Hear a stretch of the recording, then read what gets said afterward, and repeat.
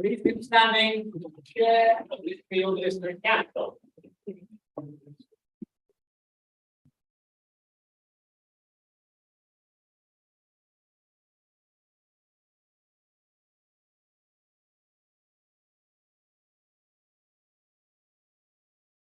Good evening, everybody.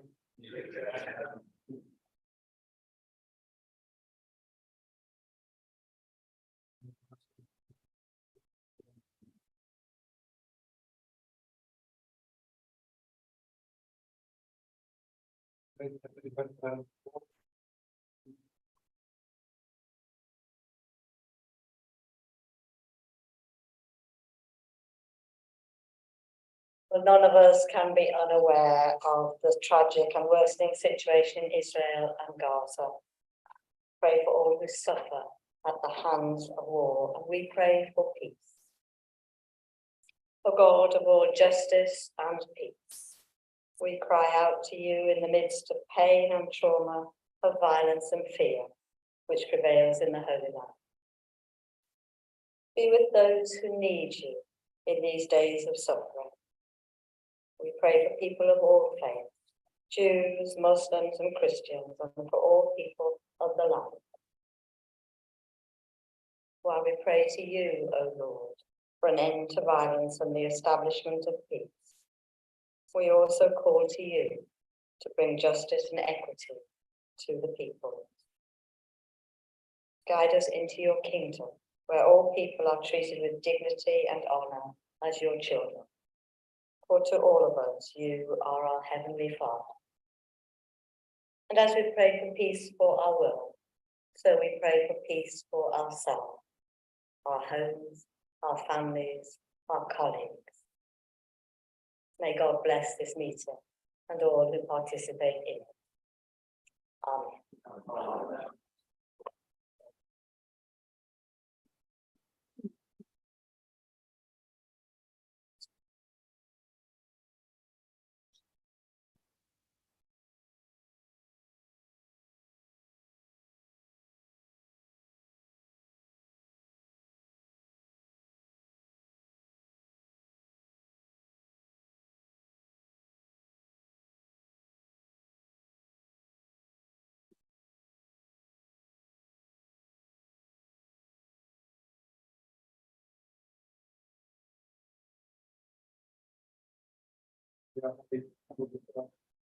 Thank you, Chairman. We have an apology for absence from Councillor S. Taylor.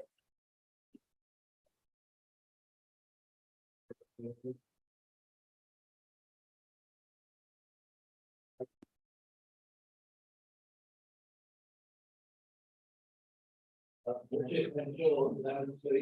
a member of the Litchfield Health Promotion Group at the fair and on the question and answer.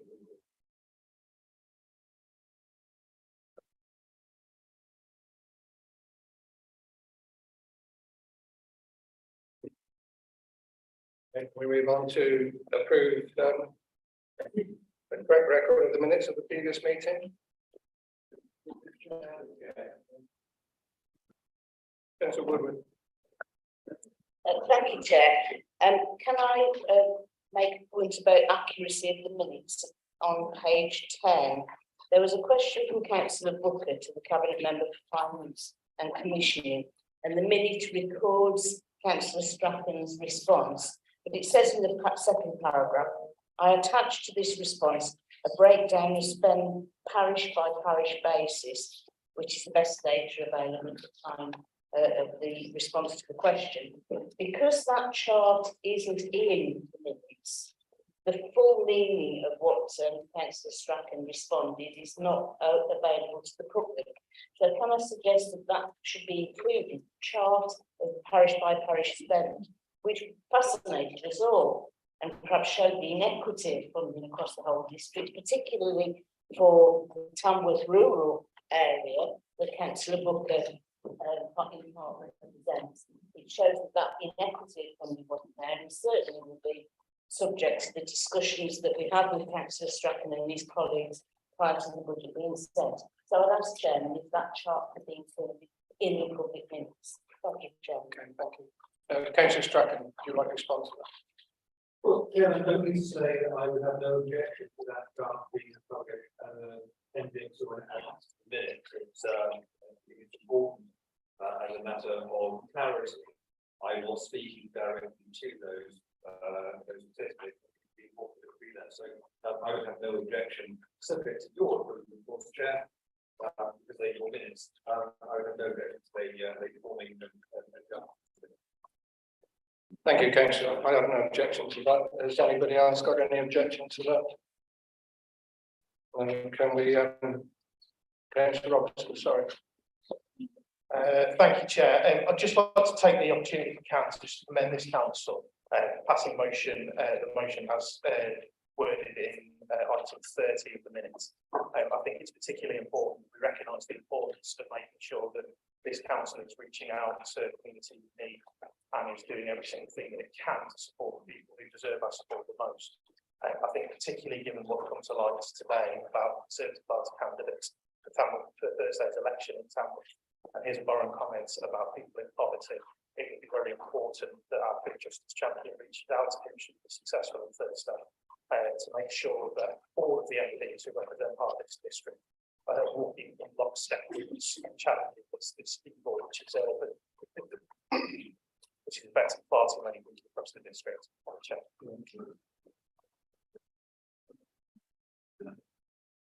Okay, can we agree then that the minutes are approved with that amendment? Yes. Okay.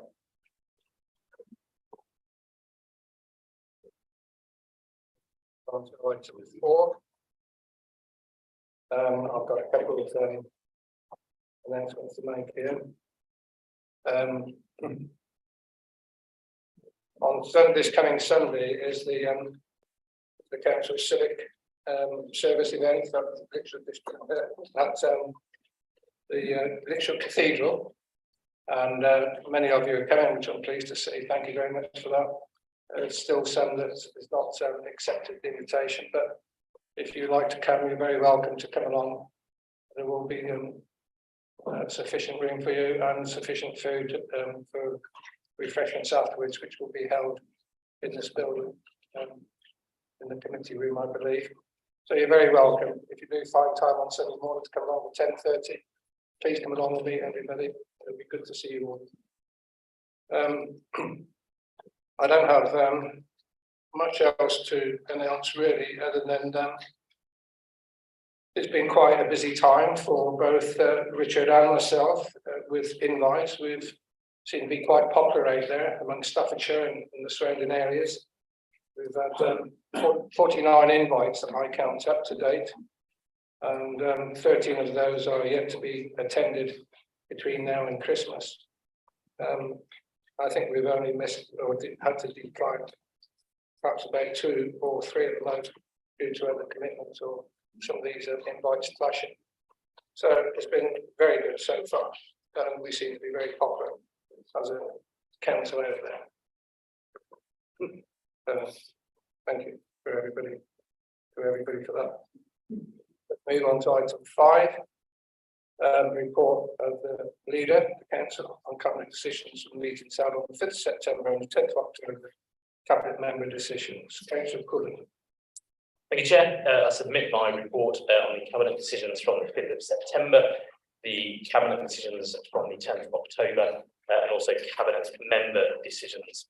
And Chair, I'll take them item by item and happy to take questions on each item as I go through. Number 1, Money Matters 23-24. Number 2, local plan update, or sorry.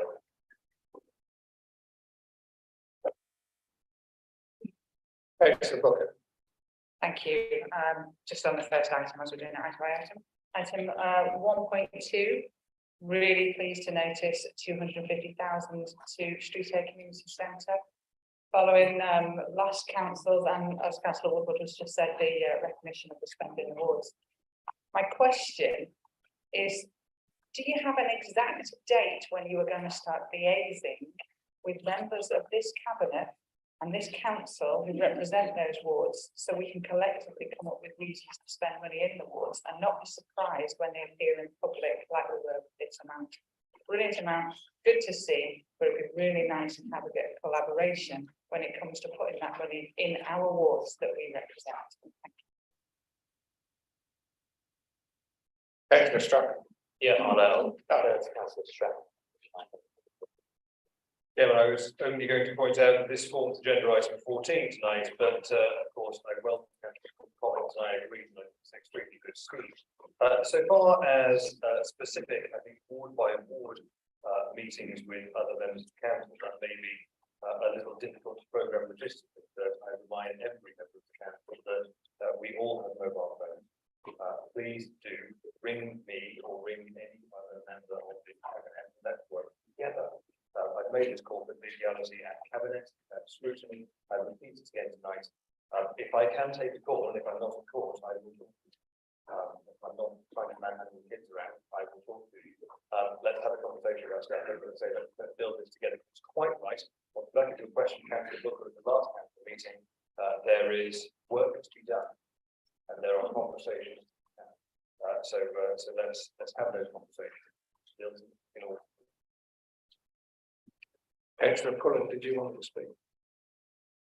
I will, Chair. I think councillor Woodward also had. Councillor Woodward. Yes, thank you, Chair. I just want to reiterate the point that Councillor Booker just made, that she is a ward member, along with Councillor Holland and Councillor Rushton, did not know about this cabinet decision coming forward. Actually, amongst Councillor Holland and Councillor Rushton too. Certainly Councillor Booker did not know about this decision until she saw it in the book. And we've said often, especially in a situation where this council is of no overall control, local members should be kept informed of things going on in their ward. There's nothing more infuriating, and I'm sure I speak for many of the councillors, whatever political colour, there's nothing more infuriating than to read about something happening in your ward that you haven't been told about beforehand. I know it's difficult. I know it's not the most straightforward of issues, but surely cabinet members should pick up and possibly within the cabinet report acknowledge whether local members have been informed and whether a decision has got their support. Thankfully, in this case, it has got local member support, but in some cases, it doesn't always happen. The very least that this council can do is show courtesy to individual ward backbench members to let them know what's going on in their ward. Thank you, Chair. Thank you, Councillor. Councillor Cullen. Thank you, Chair. And I think the answer is a real simple one, where any decision is made where it affects ward members, they want to be informed at the earliest possible opportunity. So there's a very simple answer to that. And yes, it should happen immediately. Any decision that affects particularly one ward rather than multiple wards, those board members should be made aware of the earliest opportunity to manage what we do. Item number 2, local plan update. I would point out at this point that there is a paper on this later on in the agenda. Item number 3, council tax reduction scheme as a discount. And then item number 4, transforming planning service proposal. There's several hands are going Chair, so I will be happy to take questions.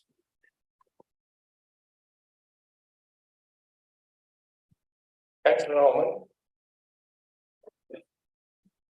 Yeah, I assume enforcement will be included in the transformation of the planning services. And I just want to point out that I reported 3 cases where construction was carried out without the benefit of planning permission on the 10th of August. Some of those go back even further than that. Then I saw on Twitter a tweet from our council. Thank you for your email inquiry. We'll be unable to respond during the week of Monday the 16th of October to Friday the 20th of October, as we are undertaking an intensive clearance period whereby all development management officers are busy clearing planning enforcement inquiries, and we'll endeavour to respond to you from Monday the 23rd of October. So okay, I can wait for that long. But I did have an email on the 10th of October saying an officer was going to get back to me as soon as possible. But that hasn't happened. I just really want to know what's going to happen. Are these enforcement ones going to be sort of crossed off the list, if you like, or actually you're looking to pursue them? Because I certainly want to know if enforcement is included in the review of the planning system transformation of the planning system. leader is frowning, probably can't answer it, but if you can pass it on, I'd be very grateful. Councillor Putnam. Thank you, Chair. I would be delighted to answer your question in full now, Councillor Norman. Thank you for giving us the opportunity to tell you all about the enforcement blitz that will be taking place in November. You would have seen that it's been delayed from October because, quite rightly, the officers of this organisation recognise the change challenges. You recognise that many of councillors right across this council have recognised. Enforcement is a non-statutory function, means we have a choice of whether or not we do it. We do choose to do it in this council, which puts us head and shoulders above many of our other neighbouring local authorities. We believe that's important to us as a council, to our residents. And in the week in November, where we are undertaking a blitz, that will not just be deleting lots of files very quickly, it will be putting additional resource on focusing on the very important issues quite rightly raised, to make lots of decisions very quickly within a week. To clear out as much of the backlog as we possibly can, so that when good ward councillors like yourself, Councillor Norman, come in with new important cases, they are able to be dealt with as swiftly as possible. So thank you, Councillor Norman, for giving us the opportunity to tell this chamber about that wonderful initiative that Artemis is taking on their team.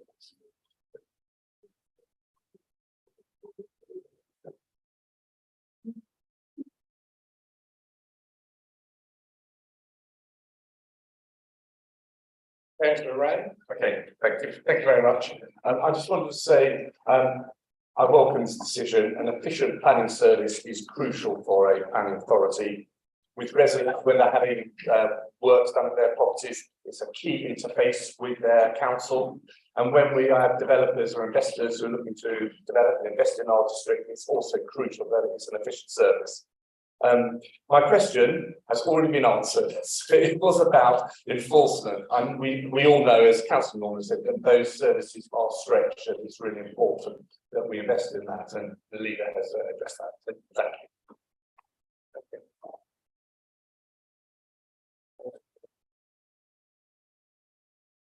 Councillor Hughes. Yeah, thank you very much, Chair. I'm speaking as a new councillor and a new member of the planning committee, which I find very worthwhile. I suppose my questions are, I thought whether the leader thinks it's full on to want to transform the planning service at the same cabinet meeting that you withdraw the plan. And also, the papers, these past papers are rather more restraining than the cabinet papers. The cabinet papers saying that they were going to make it the best planning service in the country, if not the world. From a position on, and I very much admire the planning, but the statistics given in the cabinet papers, they're currently just about average. So it just seems to be slightly vainglorious to want to jump from slightly average to slightly below average to the best in the country. And the other thing that seems a bit odd, we still do not have, and perhaps will not have till early next year, confirmed detailed planning protocols. So there's perhaps a lot to be done before we get to have the best planning service.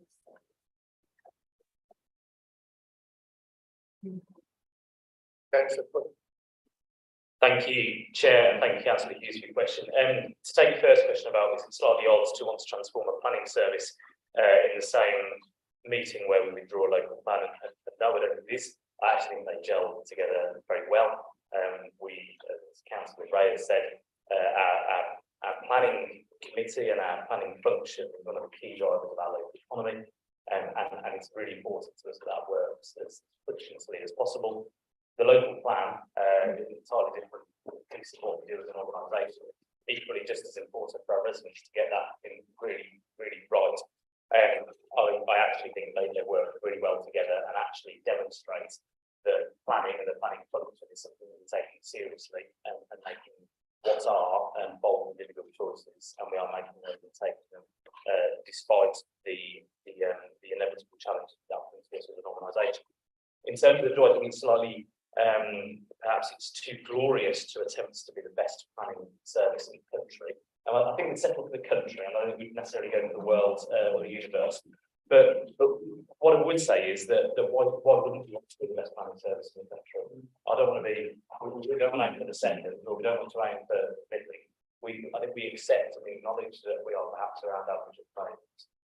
We will unashamedly go to be the best, aim to be the best planning authority in the country. And if we get there, great. If we fall just short of that, then we'll be a damn sight better than where we are at the moment. I've got every confidence in Artemis and her team to take us on that field.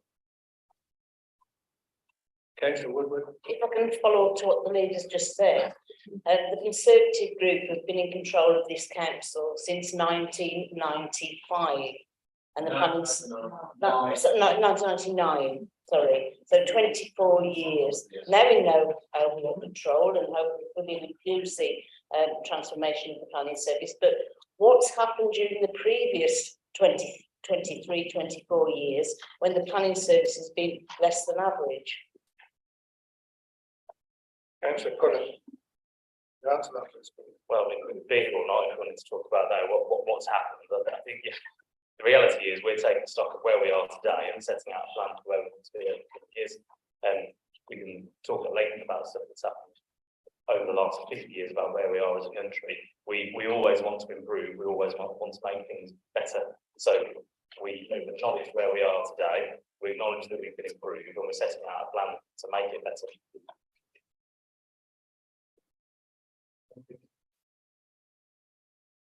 Councillor Evans.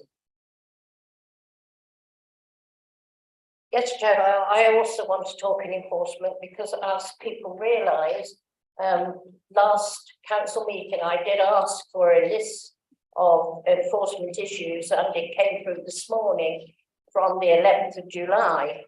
I'm grateful for that list and I've listened carefully to what Councillor Cullen has said. But I do think that although being grateful for the list, I was quite shocked by the number of cases that were on there. It's an enormously long list of cases to be resolved, both in the environment protection team, which we're not talking about now, but in the planning development team, which we are told there's around 400 cases, including 200 historical cases.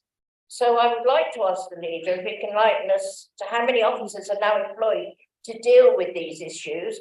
And although it's no criticism at all of the officers that we've got, because I know they are doing their best, but have we got enough? I know there has long been a problem with finding enforcement officers and ones that are suitable and ones that stay the course, because there is a shortage right across the country. But the situation now seems dire and it's vitally important it's addressed, although I recognise again that, as we've been told, it's not a statutory duty. It's little wonder really that you need a clearance week that is required by the planning development team to clear up some cases. And it is embarrassing at times, as I've said before, when we get asked about things from members of the public and it never gets resolved. So I'm asking if a week is going to be sufficient time to sort out all those cases, and how are we going to ensure that a backlog doesn't occur in future, because that too is important. And I recognise that this can't be allowed to continue, so I do hope it will be included in the proposals to transform the planning service. Councillor Cullen. Thank you, Chair. Thank you, Councillor Evans, for your question. I think you pointed out the challenge in your question, in that there is a shortage right across the country of enforcement officers. I could very grandly say that we've increased our enforcement team by 50% recently. The reality is that we've got 2 to 3. That's even difficult, even getting the additional one into the team. But it is something we're conscious of. It's something that we, again, the point has been made several times.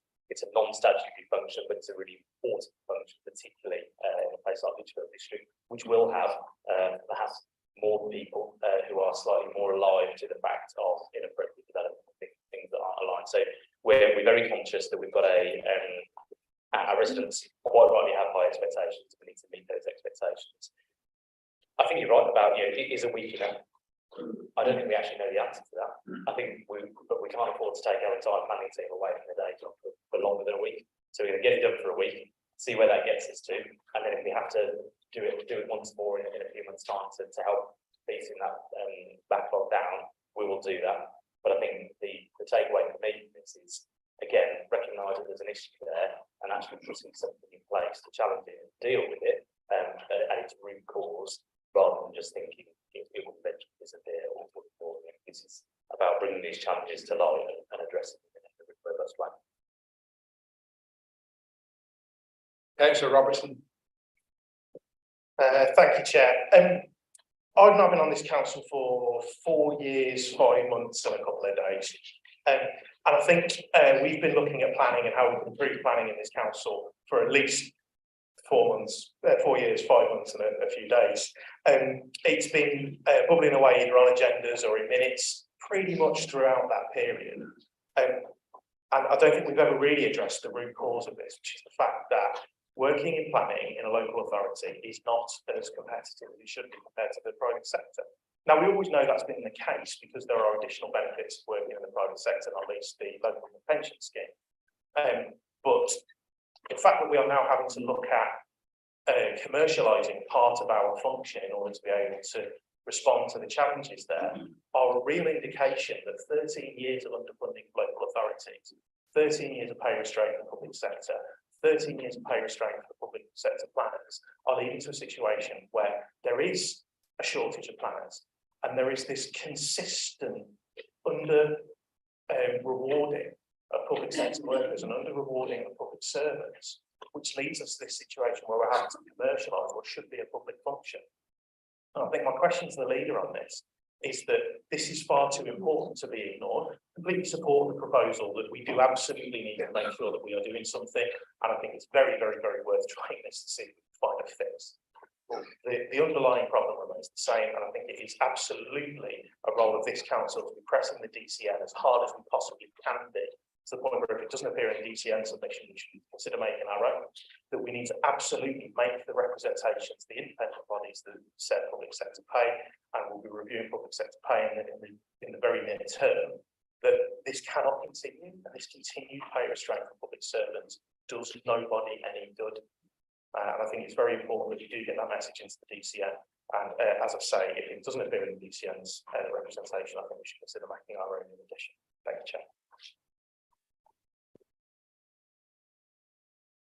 Councillor Cullen. I didn't hear a question in that. It was a beautiful statement, but I wasn't aware of a question within there, Chair. Councillor Robertson. Will we be making that case to the DCN in the event that the DCN does not make it part of their submission? Will we be in a position to make our own? Chair, I have to declare an interest as a member of the DCN executive, that's the District Council's Network Executive Board. Okay, thank you. And I'm taking these issues very seriously. Thank you, Councillor. Councillor Cullen. There you go, I should be raising it with Councillor Woodward instead. I think that the case that we will be making really strongly is actually there are alternative ways of addressing this, and actually, as you quite rightly point out, taking a cohort of our officers into a commercially owned entity, which allows us to lift up their salary allowances, but perhaps not as much as the pension, is just a different way of approaching it. That's actually very attractive to people at various points in their career, rather than perhaps having a trial pension and a lower salary. But we also need to talk about things, well, how do we retain talent? Because yes, pay is absolutely important and one of the key things to be able to work for, but actually there are other ways that we can retain talent as well. How do we create a really strong team? How do we ensure that people have the right career progression? So things like the planning school that we're bringing in along with the University of Birmingham, Westminster, to ensure that people have got the right level of training, the right level of support as they come into their careers in planning.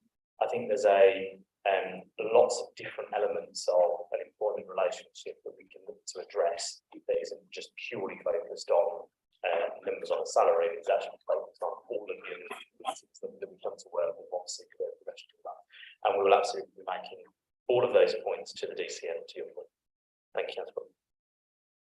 Thank you, Councillor. Any more questions on that subject?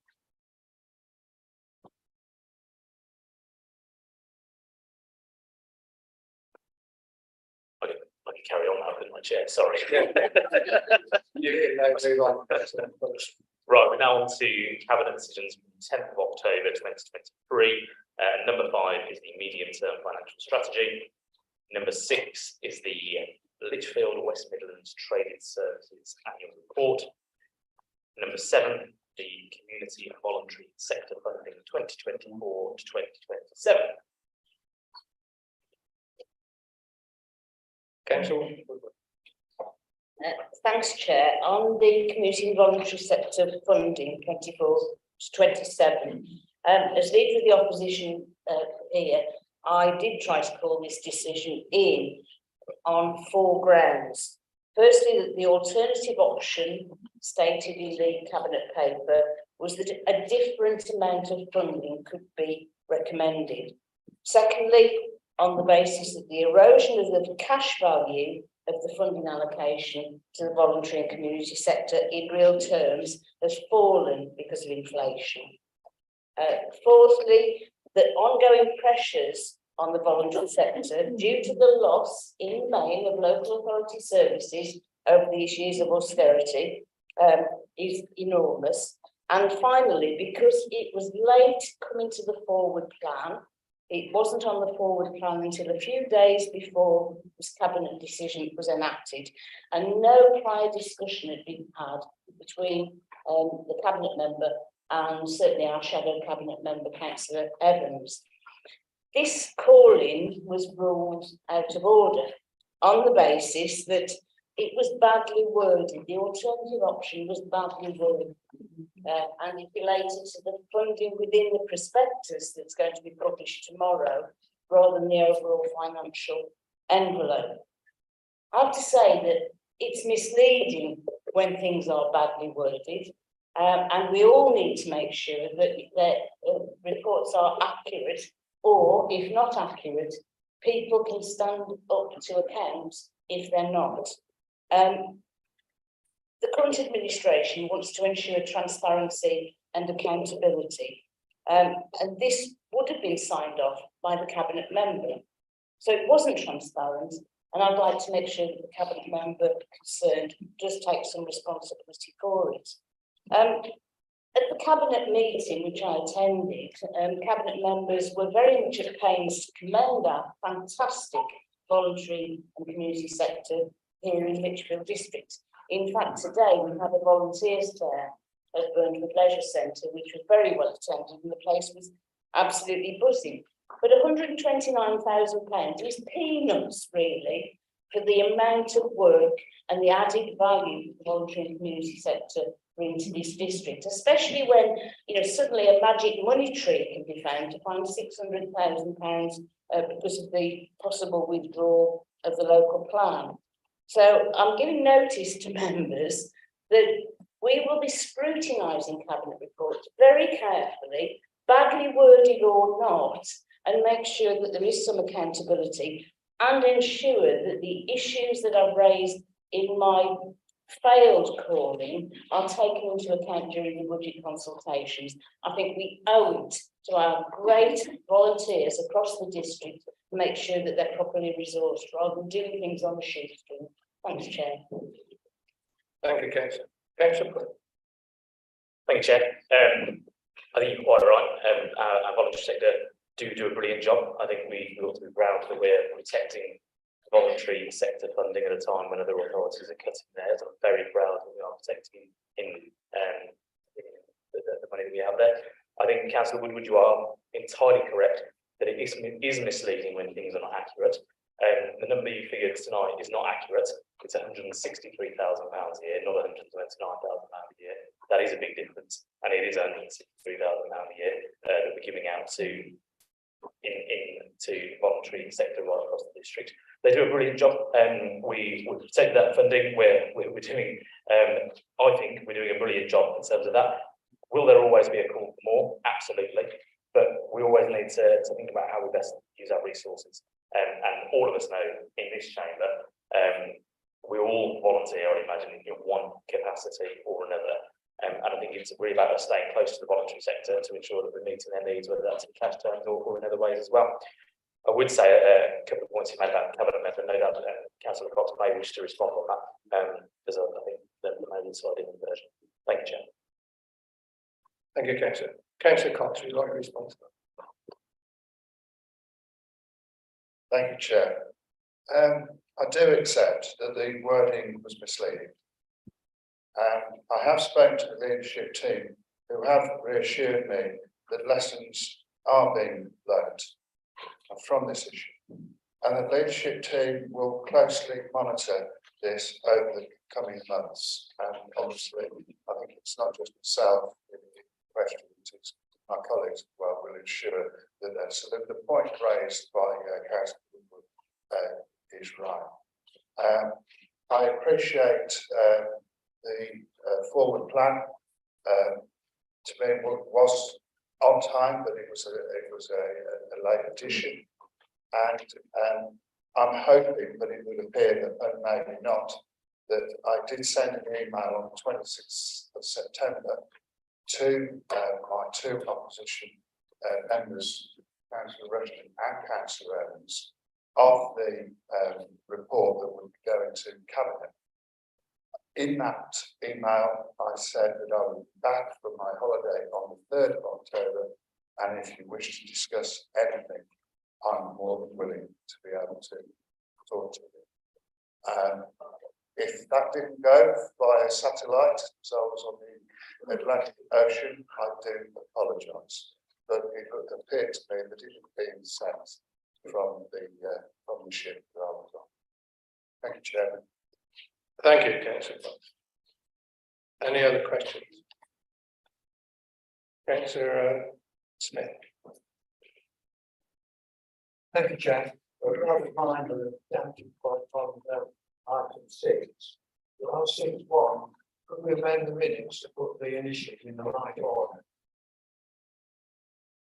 It reads LWTMS when it should be LWMTS. Yes, I'm sure we can amend that for you, no problem. Thank you for raising it.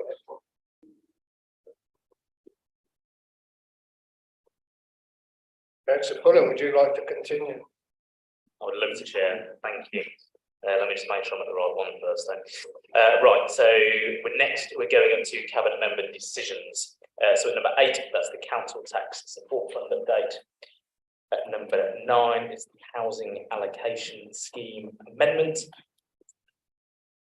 At number 10, it's the LWMTS Business Plan. The 11 is the Variable Messaging Signs, Hardware and Associated Services Contract. 12, oh, sorry, I've got questions.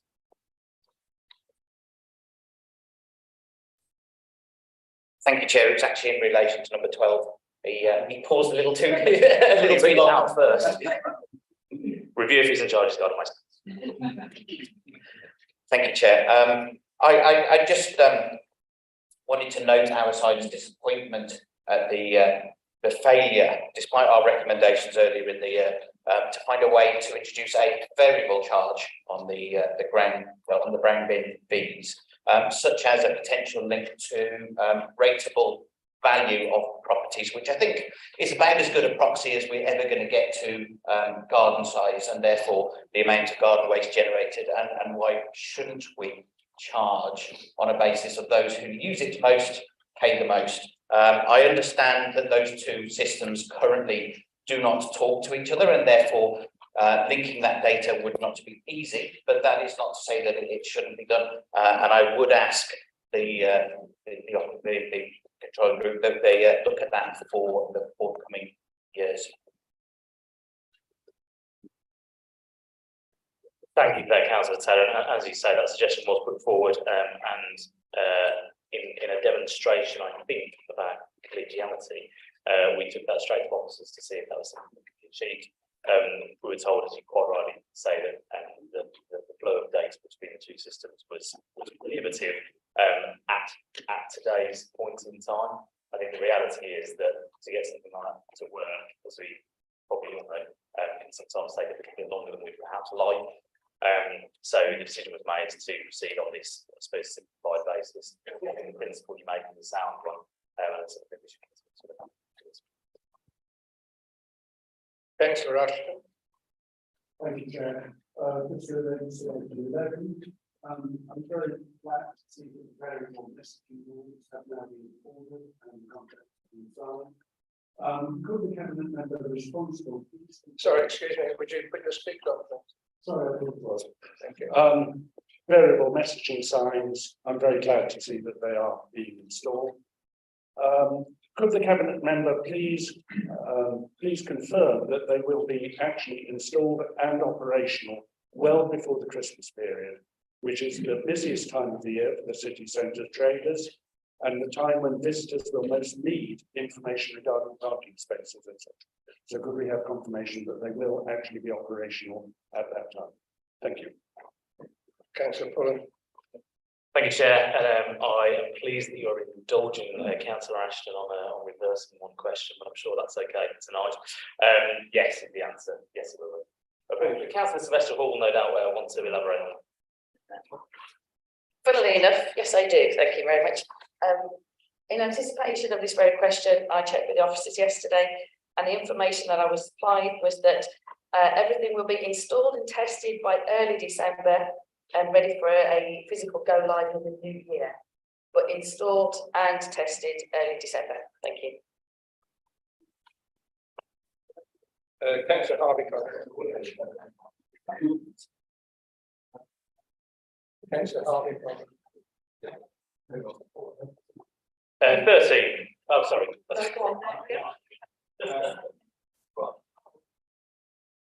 Thank you, Chair. Back to the point of garden waste, I'd just like to say that it seems entirely remiss that after this council declared a climate emergency in 2019, we now want to charge people more to choose the green option on their waste. Raising prices on this during a cost of living crisis will only lead to residents being forced to make tough choices about what to do with their waste. They will either fly tip it, burn it, or simply put it in the black bin, as 2 residents I spoke to yesterday said. And we all know that these options have a negative effect on climate change. So I'd just like to ask that this is again reviewed. That's it. Thank you. Councillor Pullen. Thank you, Chair. And I think yeah, again, to the point where we don't have a lot of putting prices up, so prices have gone up for many years in terms of the ground waste fee. We also have to balance the fact that we are spending an inordinate amount of money on subsidising that service at the moment, and we do have lots of plans out there. As you no doubt know, our waste fleet and our waste operations are one of the largest contributors towards our own CO2 emissions. We need to think about how we invest in that service in the future to start removing some of those CO2 emissions. If we're consistently spending the money subsidising other elements of it, we'll never have the money to invest in the future of that. So I accept your point, but we also need to make sure that we're at least covering the cost for the organisation. Thank you. Councillor Bradford. Yeah, I tried to get in there just on item 11. Can I just go back to Councillor Sylvester Hall with the response you just gave to Councillor Ashton? Sorry. Can you sit down before you take the vote?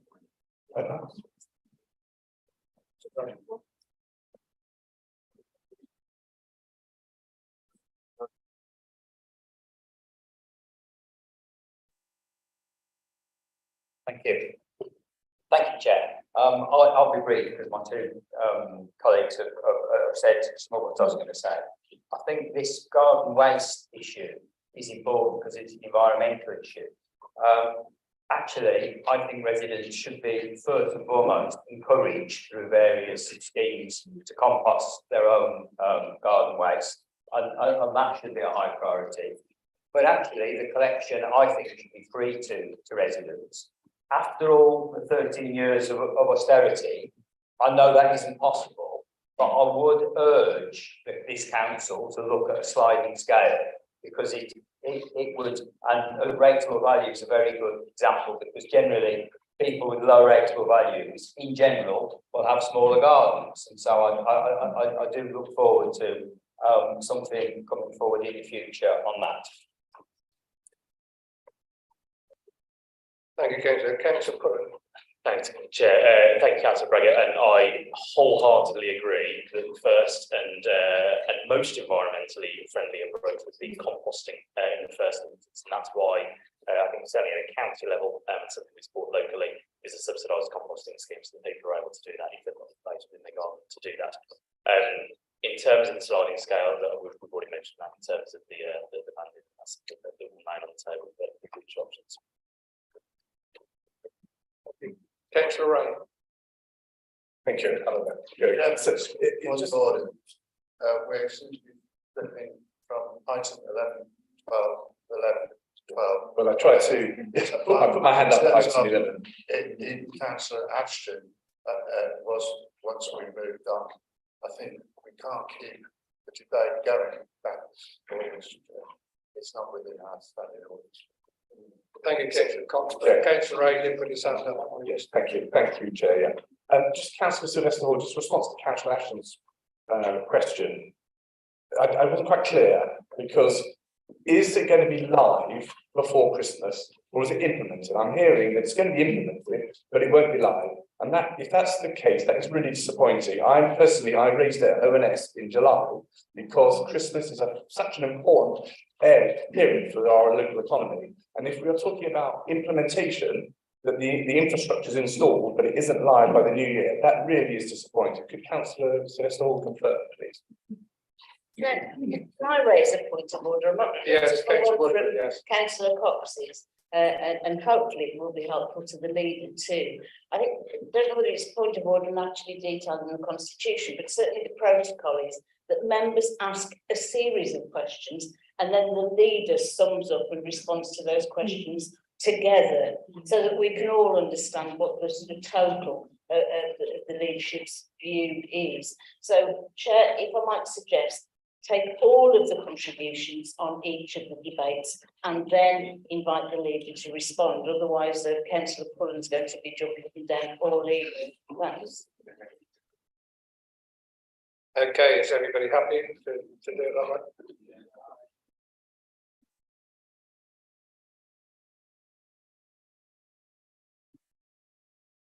Councillor Cullen, would you like to continue? As long as there's no other questions, yeah. So item number 12, look, things don't move as quickly as we'd like to.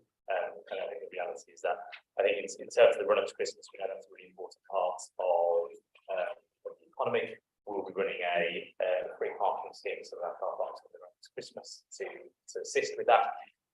The real tie-in for the variable messaging signage, we made it really clear around a year ago.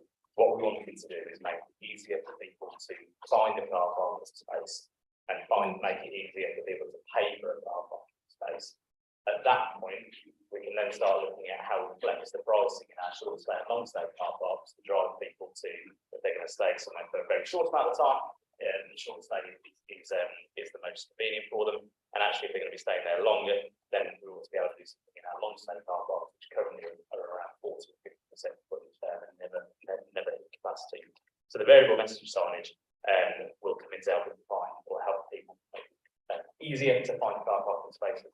We're already rolling out technology to make it easier for people to pay, so we don't have a multitude of apps available all over the district for people to pay contactless cash or whatever if they wish. And the VMS side are part of that. How they come out as quickly as hard to know, but I don't think that's any fault of Kevin on this side of the fence. But we're making good progress.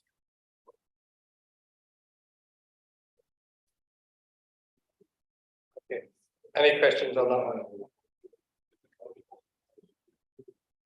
13, website contracts. Councillor Wilcox. Sorry, Mr. Chairman, I thought we were still on 12. Can I just indulge me for a moment, Mr. Chairman, whilst we're talking about review speed and trying to remember and remind all members that there is an event happening next week on the 26th upstairs in the committee room where we're going to talk about the recycling campaign, the new recycling campaign that's been launched. It's going to be an interactive campaign with fun games for members to participate in next Thursday night, just to see what your understanding is of recycling. At the same time, we're going to have a training session on recycling and also on climate change. So just to get your understanding on that, so please, Point of order it again. may well be that everybody comes along Point of and order, attends Chair. the training We're session. talking about We might at items- some stage be able to Item reduce the 13 cost had a of green, website garden contract. green waste if we recycle. Thank you, Chair. Sorry, councillor Woodward, do you want to speak there? Just on a point of order, councillor Wilcox was going back to a previous item on the agenda. Councillor Pullen had already called, and the item under discussion was the website contract. And councillor Wilcox was not talking about the website contract. So a little bit of discipline, please, from members, I think would be helpful. Okay, councillor Pullen, would you like to continue, please? Thank you, Chair. I'm just going to pause there if there are any questions on the website.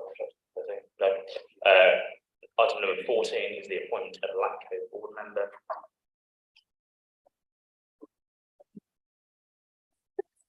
Councillor Woodward. Yeah, thanks, Chair. Can I just give notice that I will raise this issue again under the open scrutiny minutes where the calling is actually minuted. Thanks. Thank you. Councillor Pullen. Item number 15 is to run a procurement process for the Birmingham Road multi-storey car park demolition and associated landscape works. Councillor Smith. Thank you, Chair. Given that the VRS site has been ongoing for at least 15 years, can the leader assure us that the option to demolish the retail units will not be activated until there is a firm start date for the whole of the VRS site and not just the pop-up units? We don't want another example of Kennington as a house. Councillor Pullen, could you answer that? Yeah, thank you, Chairman. Thank you to Councillor Smith. Yes, and that was actually part of the cabinet discussion, that the demolition of any retail units won't happen. So there is a firm plan for that site. We're all conscious of areas where that have not gone so well, and we're absolutely we've written that into the cabinet member decision.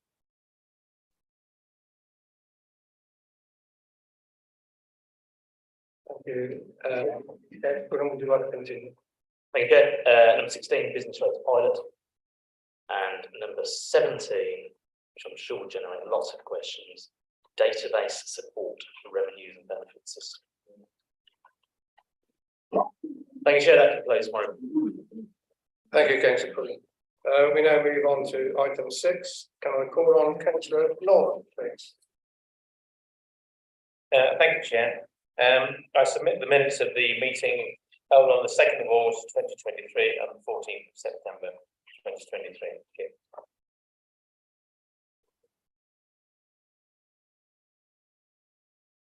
Do we have a seconder? Yes, Chair, second minutes. Thank you, councillor. Will I move them in blocks? So we don't must blather again, Mark? Yeah, good idea. Okay, number 8, apologies for absence. This is the 2nd of August. Apologies for absence. 9, declaration of interest. 10, minutes of the previous meeting. 11, health matters. 12, sure. City centre pedestrianisation trial.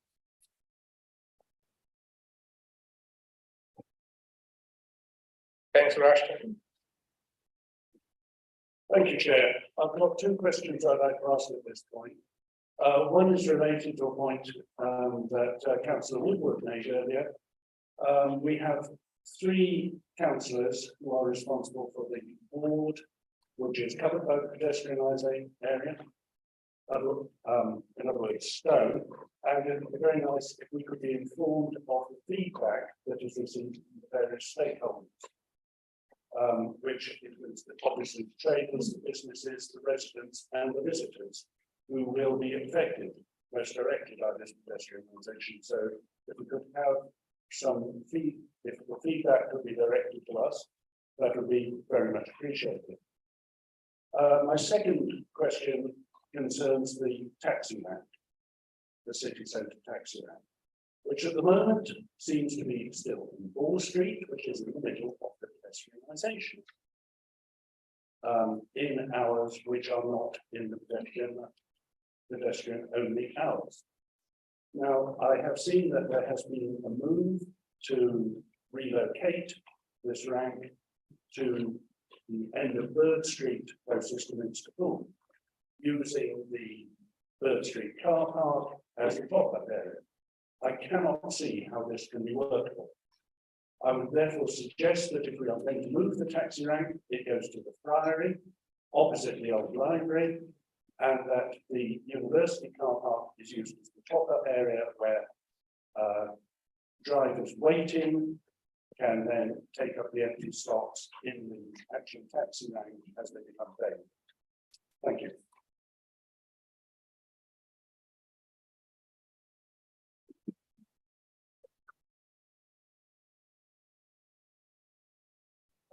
Thank you, Chair, and I'm very pleased to see the scrutiny of being looking at this. I would agree with Councillor Ashton, as a councillor for Stowe, that actually that we do need to have some conversations about this, the three councillors.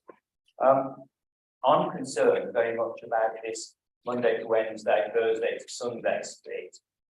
I think that is very confusing for our Lichfield residents. I think it is even more confusing to the visitors, and the nature of Lichfield City actually relies on a lot of visitors coming in and not knowing what the rules are, depending what day it is and what day visited last, isn't a good idea. And actually, if people in the future get sanctioned for getting it wrong, they won't come back, and it will be Lichfield's lost. There is also the issue about the use of the market square and around there. Obviously, there are different stakeholders involved. It's not a simple thing, but actually there can be different uses if that is properly pedestrianised. With this system of half and half, that limits that, particularly, any future expansion of the Tuesday market or whatever would not be possible. So I'm pleased that the scrutiny have looked at this, but I do think there's more work to be done.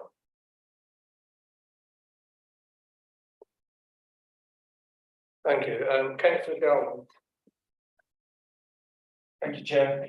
During the times of cost of living crisis, I'm pleased that the overview scrutiny committee are looking into civic funding. Oh, is it? Sorry. I'll come back.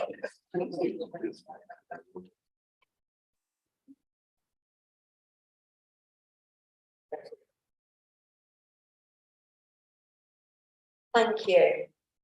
Obviously, apart from my bottle dropping off the end of the desk, I've got a vested interest because I am a disabled person. I find it difficult sometimes to find parking in Lichfield, and I'm actually in touch with quite a few people who are struggling. They're finding it very confusing. They're not wanting a pity party. I feel like I need to say that, because then, people are not saying, oh, woe is me. They're saying we want to be independent, and it's actually very difficult to be independent when you can't go and visit the places you want to visit. So I just wondered, how is the pedestrianisation model being assessed, and what part will blue badge holders play in that assessment? Because I think it's really important for them to have a voice. Thank you, Councillor. Councillor Paul. Thank you, Chair. Two questions for the Chair of Overview Scrutiny. The first, he will know, as we all were at the Scrutiny Committee, we were disappointed at the last minute production of the report for us. We didn't see anything except a verbal comment, presentation, which was ably done by the Cabinet member, I have to say. But what assurances has he had that will improve in the future, and what evidence he got that it is improving? And the second question is about halfway down the page or thereabouts, the Chair asked if there are any other towns or cities where this kind of pedestrianisation has worked. We were told at the time that there were, but the officer was going to come back with a report as to where they were, and I just wonder whether he's had any feedback on that yet, please. Councillor Norman. Thank you, Chair. These variable signs seem to excite a lot of interest. There are only going to be 3. So I don't know if they're going to be north, south, east, west, north, west, you know, there's 4 points of the compass. Somebody somewhere is going to come in and not see these signs, I presume. But what these signs may say is that hard luck, you've come on the wrong day. If you're a blue badge, you've come on the wrong day.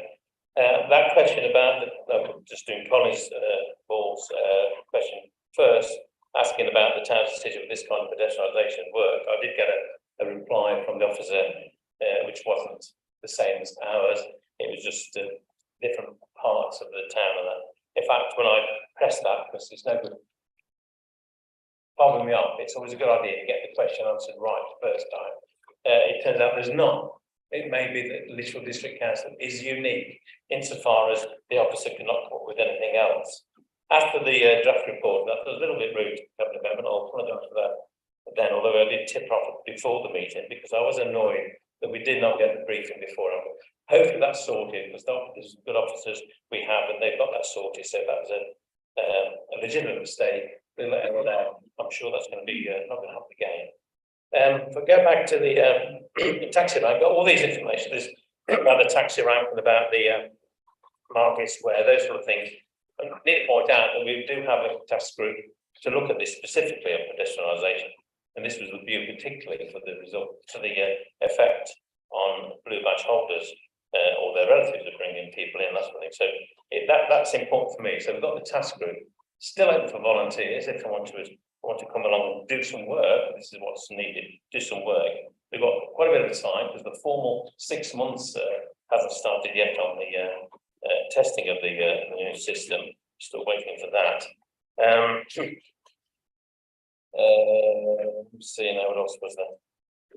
Oh, well, Kathy Coe, Councillor Coe is actually on the task group, so hopefully she'll be fine. But it will be worthwhile. That we'll be investigating, making sure that board members will know, because the task groups reports will be public as far as I can see. There's no need for anything in the task group.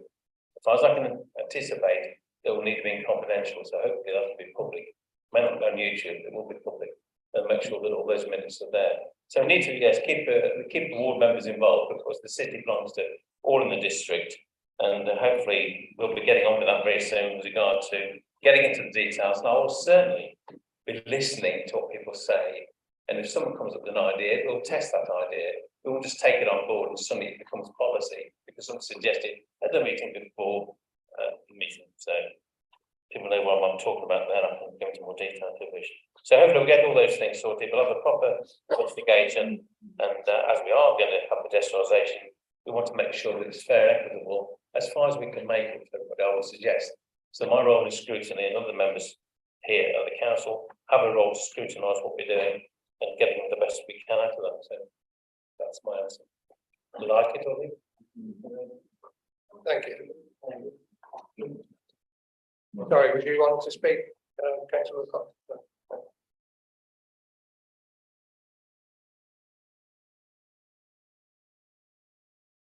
Would you like to continue now, please? Yeah, item 13 is to review the open scrutiny function, which seems to be interesting. 14 is the local elections to 2023 review. I would report there. Councillor Robert. Thank you, Chair. I think there's one here which is a matter of accuracy. I did raise it at the committee following this meeting. The comment around the SPI, which is halfway down page 22. We did have a long discussion about the different SPIs that we have and the trends that we can spot. I'm really glad to see that it's mentioned in here that we need to do more to encourage younger voters to turn out, because there was a very clear trend that wards with high proportions of younger voters saw their turnout drop, as opposed to wards with high percentage of older voters saw the turnout rise. There was also another point which I raised around the access to communication. Now, it's an SPI that we have, it exists, the information that we have, very clear trend with wards that had lower scores for access to information, saw their turnout drop, and wards with a higher score for access to information saw their turnout increase. That's something that's really significant. I think it's a piece of work that this council needs to go away and work on, and I think I would be remiss having raised it at committee to not make sure that it comes to the minutes. Thank you, Chair. Thank you, Councillor Robinson. Councillor Taylor. Thank you, Chair. I know from the minutes there that there were only 8 people who were turned away from polling booths for lack of ID who didn't come back, and there was only one instance of somebody becoming aggressive with that, and that does kind of reflect the national statistics, but it doesn't reflect the unknowable amount of people who just didn't even turn up to vote because they knew they didn't have the appropriate ID. And so when we talk about only 8 people, I think it's impossible to say that the voter ID requirements had a minimal impact. Thank you. Thank you, Councillor Cullen. No, Councillor Cullen doesn't want to respond. Councillor Ennis. Thank you, Chair. I've sat in a few elections now, and I found the last election was probably the most frustrating. I understand the figures that were put on here are correct about polling day, but my experience previous to polling day was completely different. I've never been contacted by so many people wanting to vote, who couldn't vote, who found the whole system of being able to vote difficult. And yes, the officers of the council were brilliant. They helped as much as they could, but this didn't stop putting people off. Some people who didn't have access to get into LDC to pick up temporary ID cards. There was people that just didn't have access to the internet. It's a system that's in place at the moment that made it, particularly in my ward, I don't know if it's like the same for anybody else, but difficult. I know to at least 3 people who didn't vote that day. And that's not noted down here on polling day, because they didn't go to polling day because they knew they weren't going to vote because of the issues that they had previously. Now, I hope this council will take on board the points that I raised, and I did raise it with officers so they know that those points are there. And there is a better process to be able to allow people their democratic vote. I think it's very simple that we did lots of information about voting ID on the way up to an election, and lots of it before, because it was very new.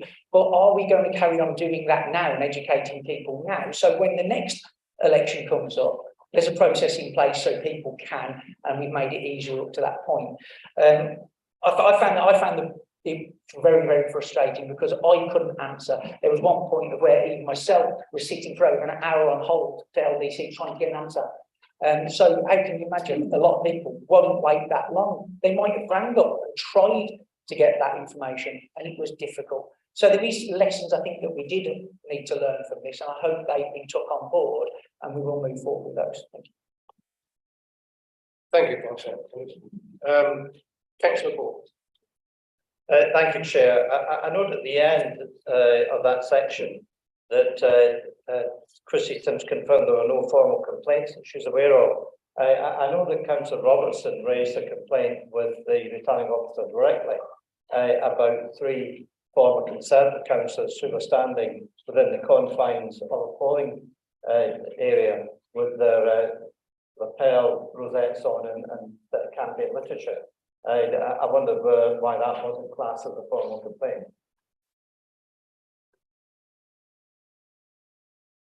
Thank you. Councillor Cullen, do you want to? Well, I think we're at the point where we're asking questions of the Chair of Voting and Scrutiny Committee, so that's the Chair of Voting and Scrutiny Committee might want to answer that. Councillor Norman. On the last point again, a formal complaint is a formal complaint. If you don't make pursuit to a formal complaint, it ain't no formal complaint. So my view is always that you put in a formal complaint, you've got a record of that. Just like if you report a crime, please get the crime number. So it presumably didn't get that far, but I'd take Councillor Ball's point. I would recommend the Electoral Commission's report, which we had an interim report, we got the final report in October on voter ID and other matters to do with the local elections in 2023. And they're very mindful of the general election, which is imminent, we'll say that, and that's why the things need to be improved by then. One of the things certainly was about the need to actually educate people and try and help people to actually vote. And I remember Councillor Ennis's frustration during the election campaign with the particular problems that he had. But it is important that people have the ability to understand how to vote, where to go, and all the rest of the postal votes that are there. There are increasing postal votes, but there wasn't that much of an issue with voter ID, not as much as we thought there might be, but they're still researching that. There were 15 councils, I think it was, took a lot of detail from for the second report, the Electoral Commission did for England. By the way, there was only two instances of impersonation in the whole of England on that police, and just one where there was an impersonation. It's been investigated still on proxy. So although I think some people were bringing in voter ID for a reason other than helping improve, well, no, I'll leave that as it is. I have my doubts about the way they brought in, but certainly there's still to be looked at. I think this council did what many other good councils did, and returning officers did, and try to help people to vote.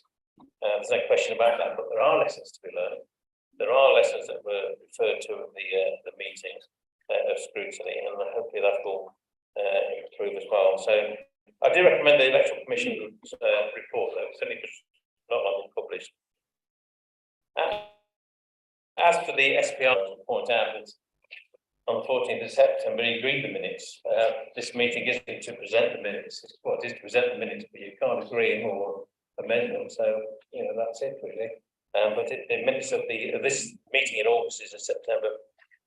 Was agreed on the 14th of September. But I hope that the comments that he has made will be in the minutes of this council, so that will still be on record.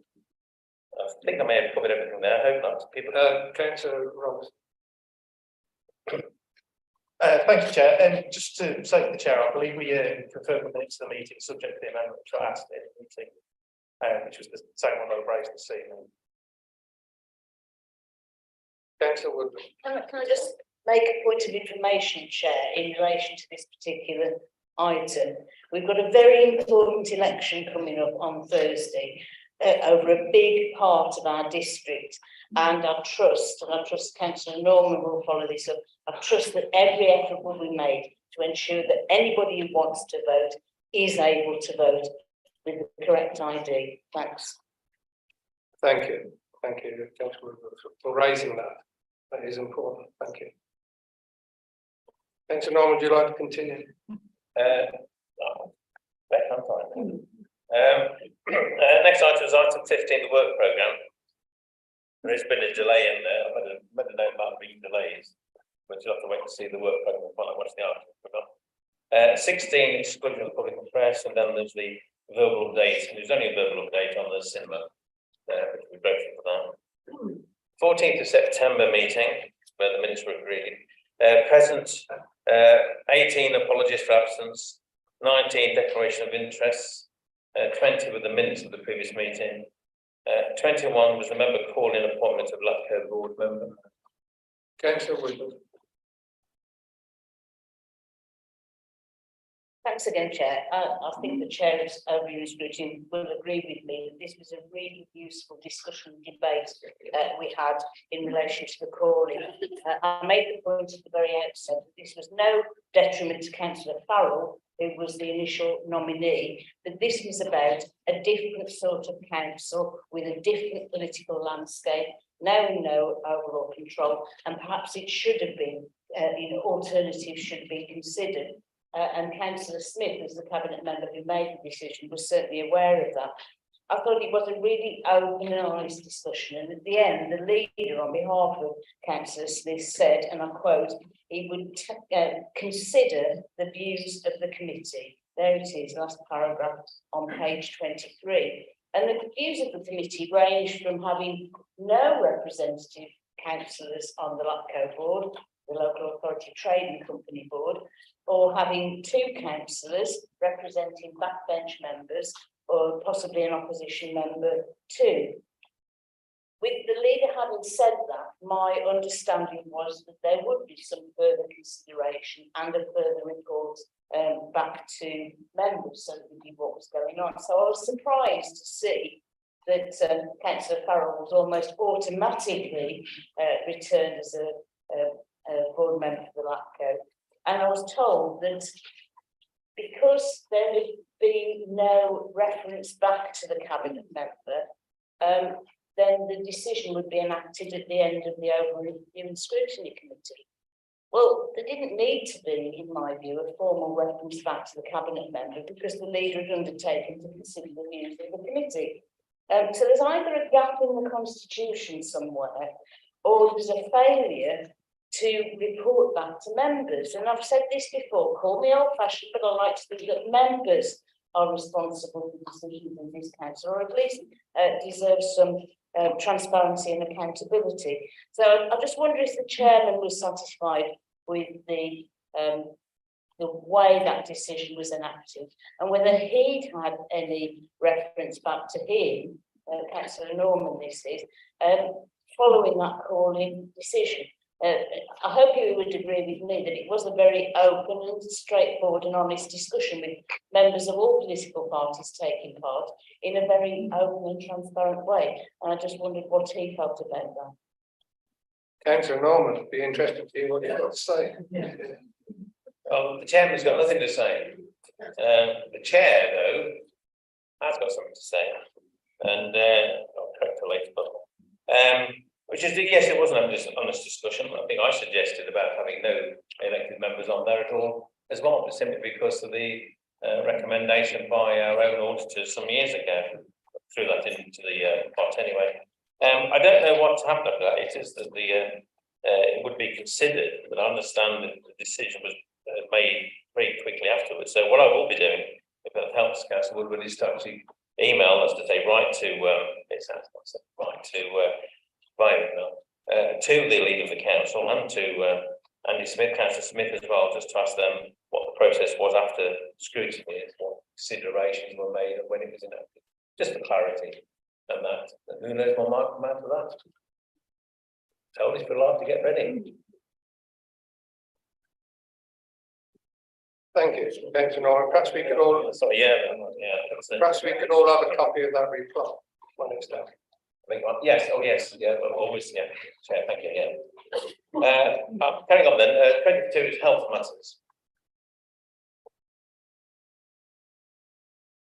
Councillor Evans. Mr. Chairman, it probably will not come as any surprise about that I'm standing to talk about maternity services at Samuel Johnson, because I have raised this issue a number of times. And only today somebody has asked me once again about it. So I am asking the Vice Chair of the committee, Councillor Leon, to ensure she keeps this on the agenda when she attends county council meetings, because it is important for an awful lot of people. And having been contacted by members of the public who has asked that every effort is made to try and keep this midwife-led unit. Actually, my granddaughter is a midwife, and she informs me that statistically women birthing in such a setting are less likely to require interventions which can lead to complications in the future. She gave me an absolutely great long thing that I had to read, but I've just taken that out of it. I understand that there is an acute shortage of midwives. We've heard all of this before, but this is a purpose-built unit.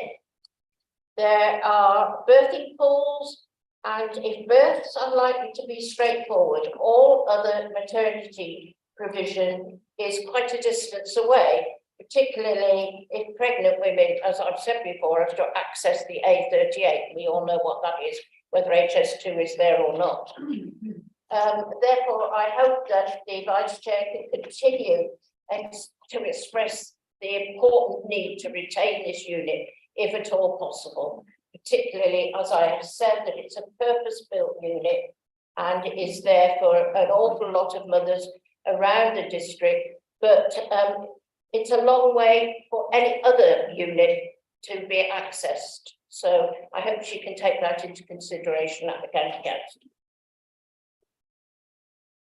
Thank you. Councillor Pullen, did you want to speak? Yeah, thank you. A question for the Chairman of ONS, and I think it's particularly important on the health matters item.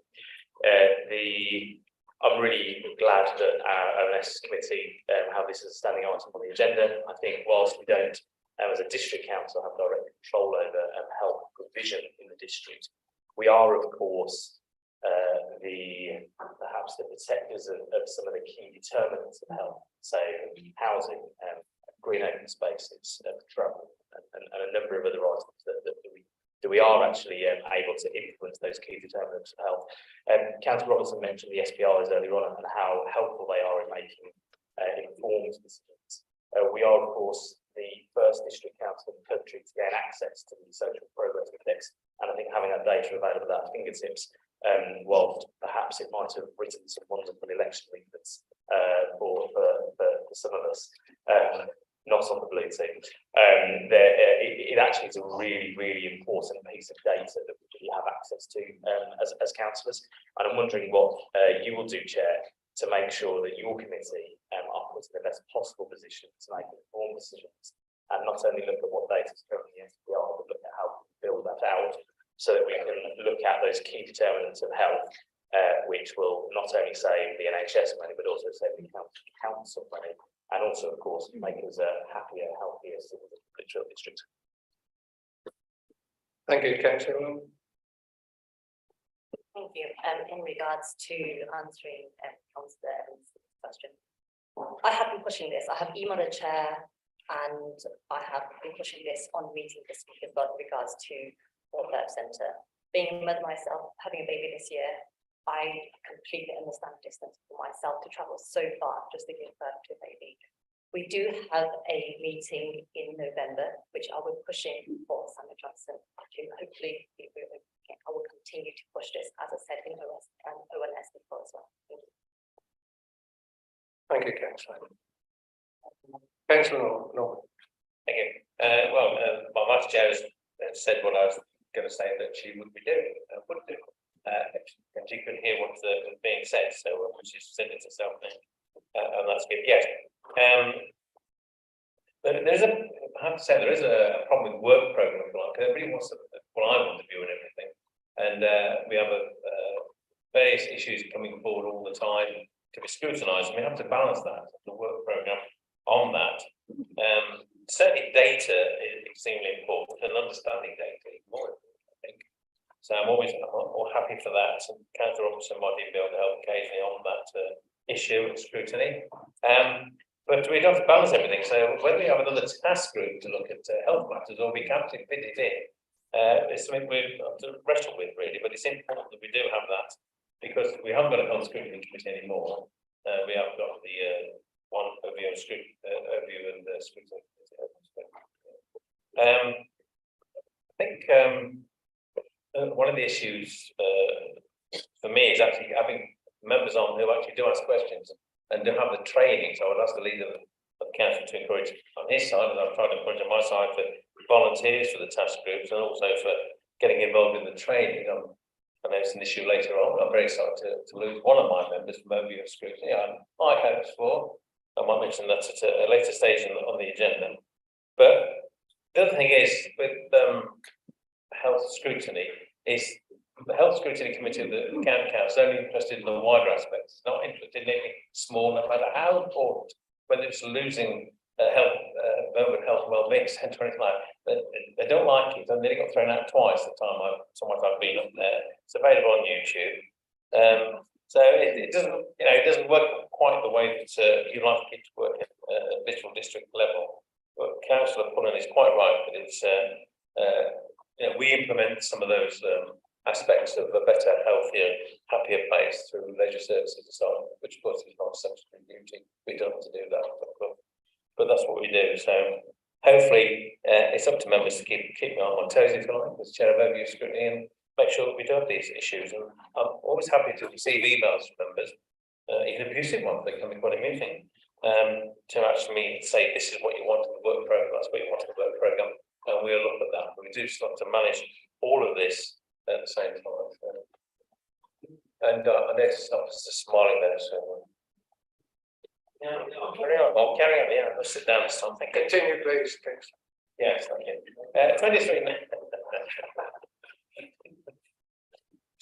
23 notes in task group, which I'm not here because it will be in November. 24 review of the civic function matrix. Councillor Paul. Thank you, Chair. As the Chair of Overview Scrutiny knows, I wasn't able to be at that meeting, but I did send in some email comments. And I think the item towards the bottom there was an answer to those. And my concern was, which is not recorded, and I'll raise that at the next meeting, was about the chair and vice chair attending events outside the district. I can fully understand events attended within the district, which will be a benefit to local residents, but I did raise a question about that, and I will raise that again at the next meeting under these minutes, but I wonder if the chair has any comments he wants to make on that just now, please.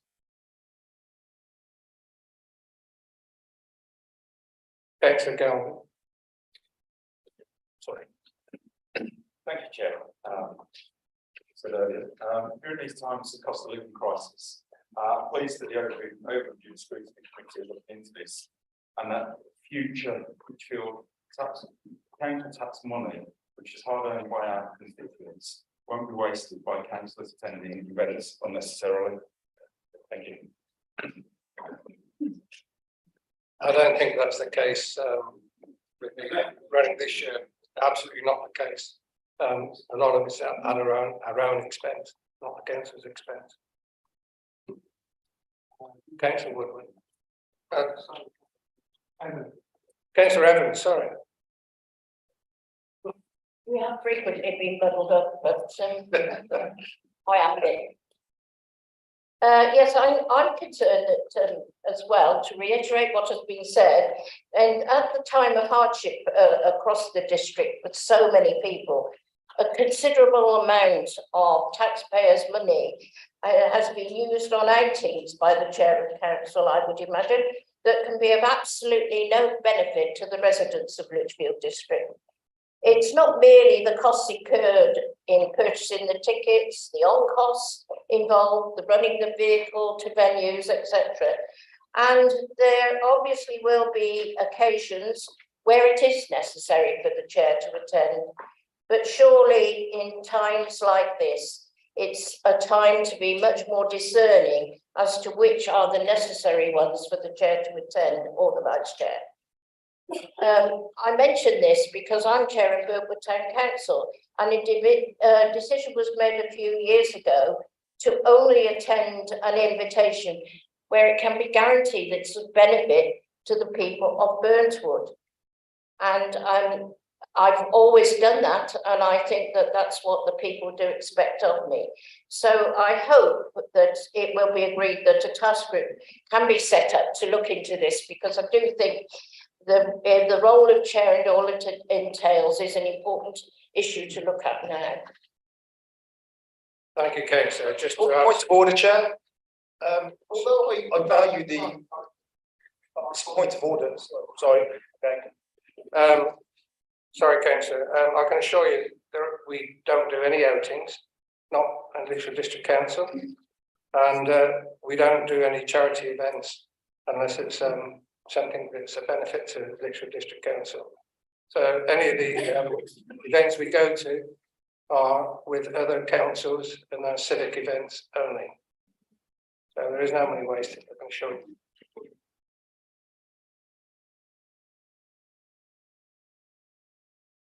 Thank you, Chair. In regards to my point of order, although I value the views and opinions of my colleagues, this is a stage where we're asking questions, but I'm hearing a lot of statements. But this is a time for questions, not statements. Thank you, Chair. Thank you. Would you like to continue, Councillor? Yes, Chair, I think people can make comments on, can't they, on the rules, not just questions in this particular circumstance. You look at the resolution of the committee at the time, it is actually to have a one-off task group to look at this in more detail. So whilst all the issues weren't covered in these minutes, they will be covered by the time the task group has finished, I think, whereas one meeting we can get into a lot of detail of that. Can I just say about the role of chair? I mean, it's not an easy role. I remember how it used to be in the 80s. Trust me, it's a different world now. And this council, some time ago, actually looked at the civic responsibilities and so on, and what the council chair attends, what chairmen were in those days. And it's all about selling the council. I think things are different now. We've got social media, if you like, and other ways of actually promoting the council. I think all councils have reduced their civic role.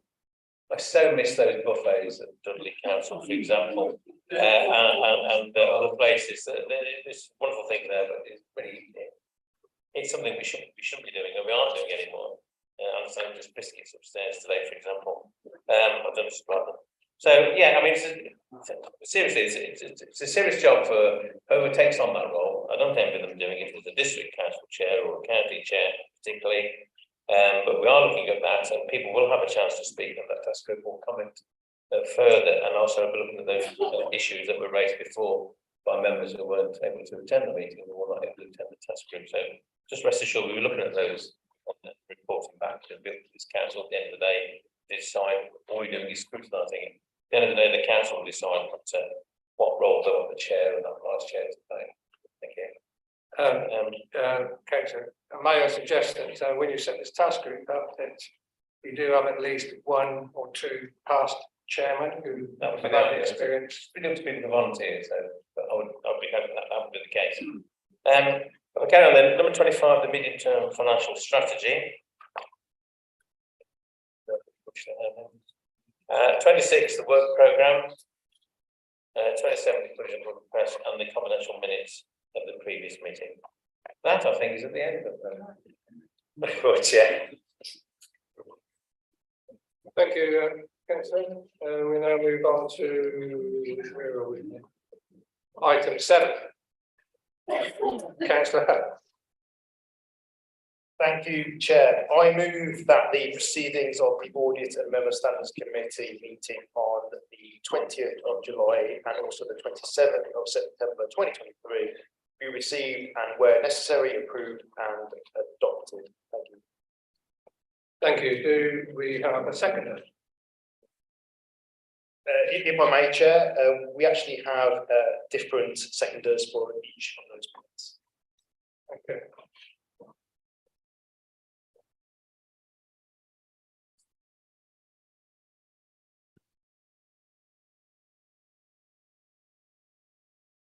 Can I have a seconder for the first set of minutes, please?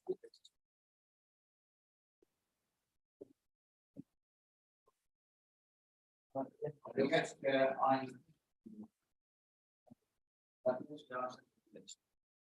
Thank you.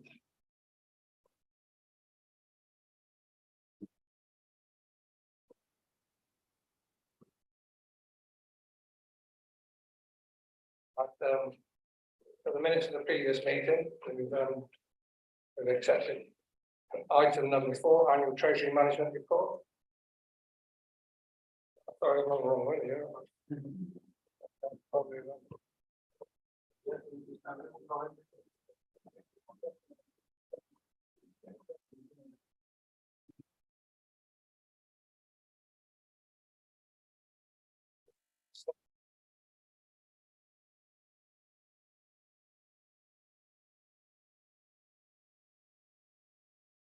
Right, minute number 3 with that. Minute number 4. Minute number 5. Minute number 6. Minute number 7. Minute number 8. Minute number 9. Minute number 10. Minute number 11. Minute number 12 and minute number 13.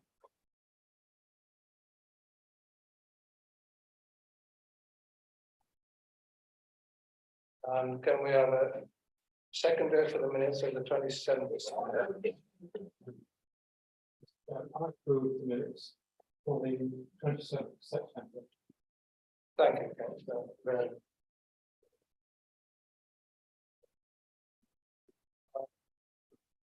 Minute number 14, minute number 15, minute number 16, minute number 17.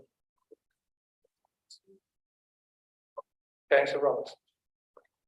Thank you, Chair. It's all been a bit rowy tonight, so it's nice to be able to bring something together in terms of I would certainly hope both sides of the or all sides of the chamber agree.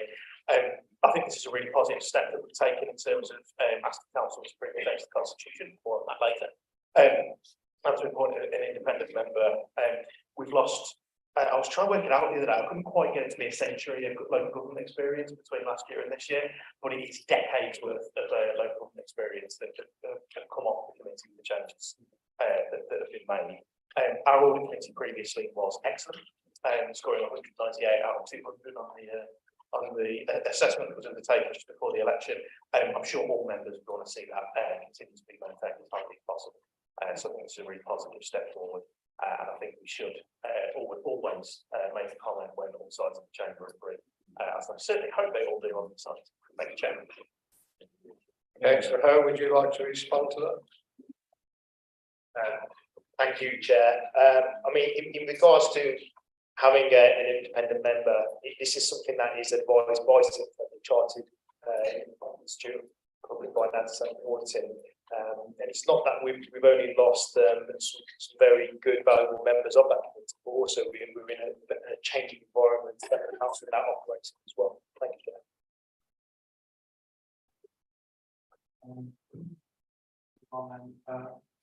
Item number 17. 18.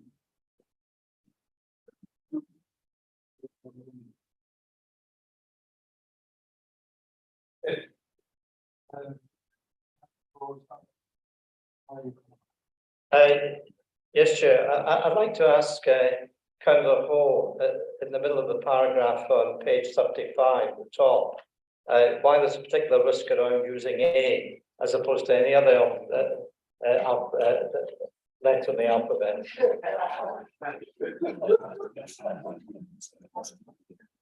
Thank you. Councillor Ho, do you want to respond? I suppose there's a lot of other letters we can use. Should be AI, I think. Yeah. So that should have an additional I next to the A. Chair, apologies for that.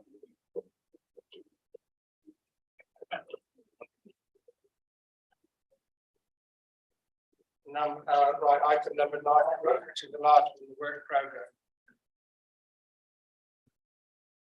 Any questions there, please? No. Okay. Take all the minutes as received.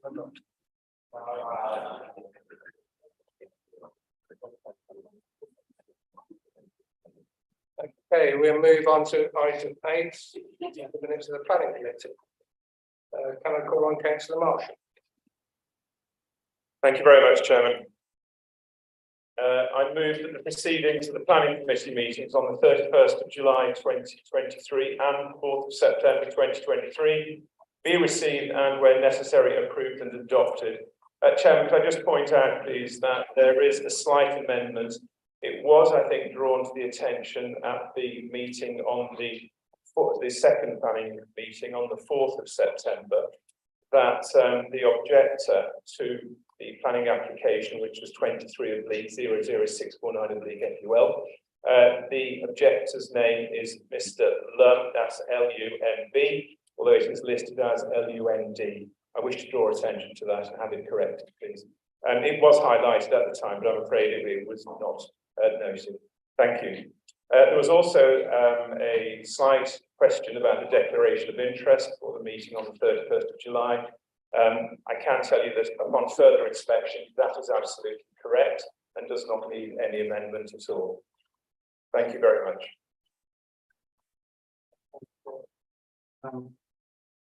Do we have a second? Yes, Chair, I'm happy to second.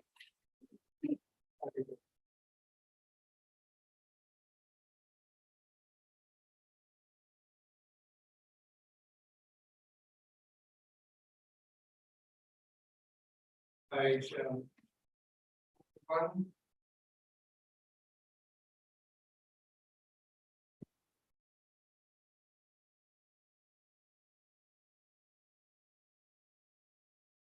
Page 37, 38, 39, 41, 42.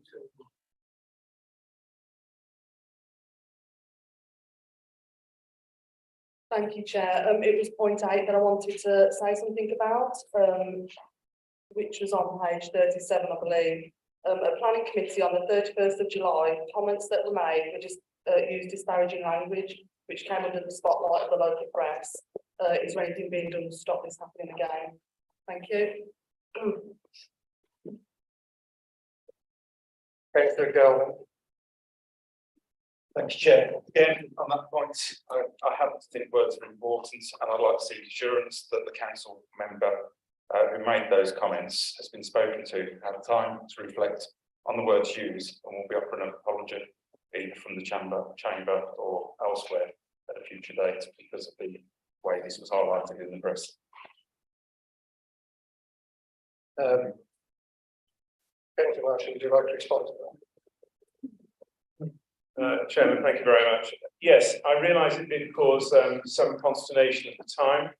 And I do believe that the member involved realised very quickly that he perhaps used slightly inappropriate language, which was somewhat indelicate.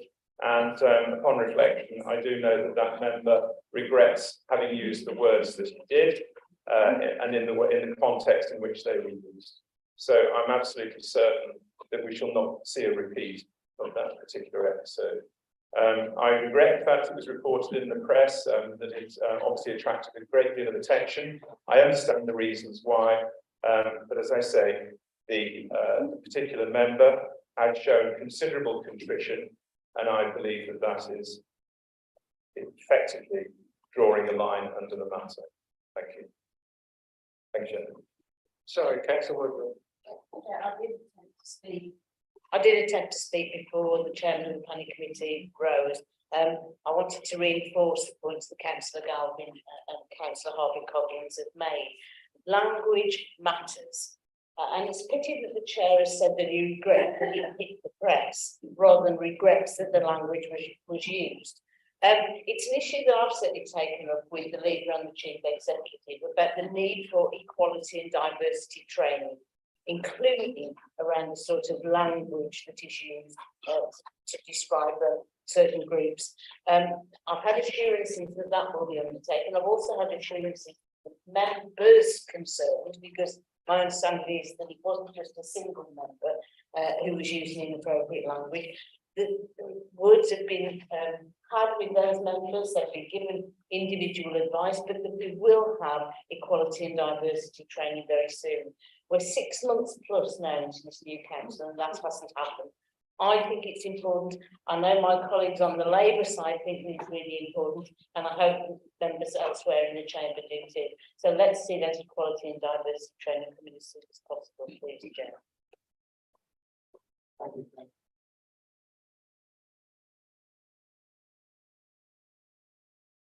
On page 38, page 39. Page 41.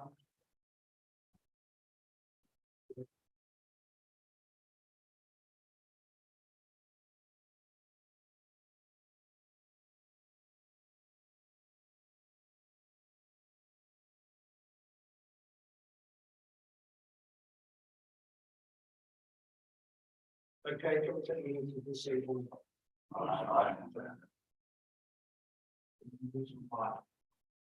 Thank you, yeah. I don't normally like using it, but I will, as you've asked me to. Okay, yeah, can we take the minutes as approved and adopted? Aye. Thank you. Sorry about that, Councillor Cox.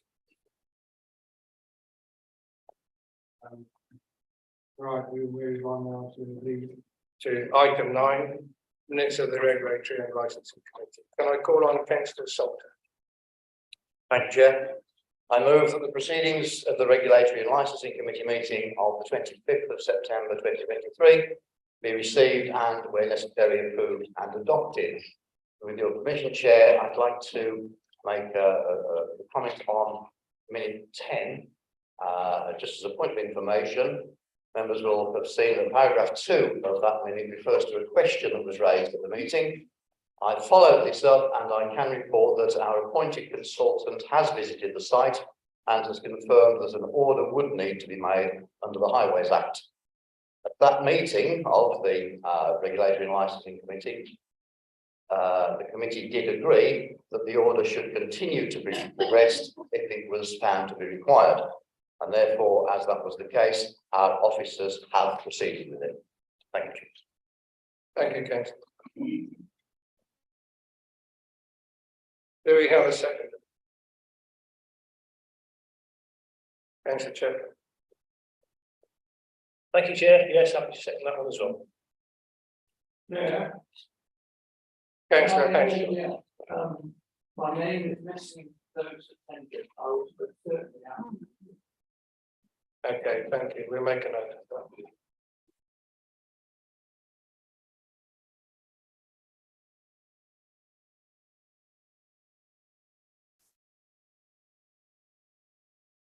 Thank you by minute number. So minute number 8, 9, 10, 11,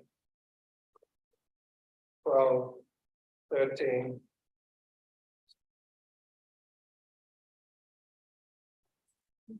Taylor. Thank you, Chair.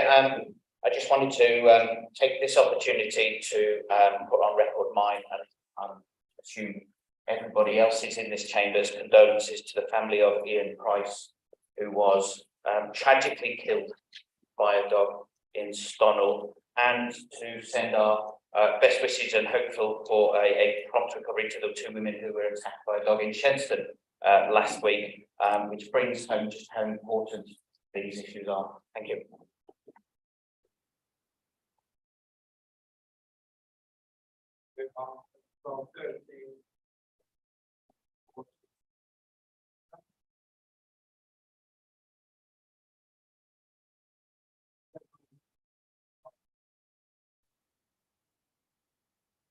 Now move on to the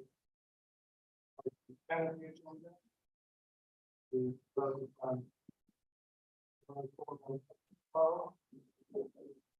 Thank you, Chair. I should start by saying that when I was first invited onto the cabinet by Councillor Bullock, the first thing the leader said to me was that he wanted the council to withdraw from the local plan. And I'll be honest, it was music to my ears. So did I. Councillors, residents, local communities all over the district were also expressing their dissatisfaction with the plan. It's just not fit for purpose. So to get to this point today, very important to me, and I think to the whole council as well. We're elected to do our best for the residents that we represent.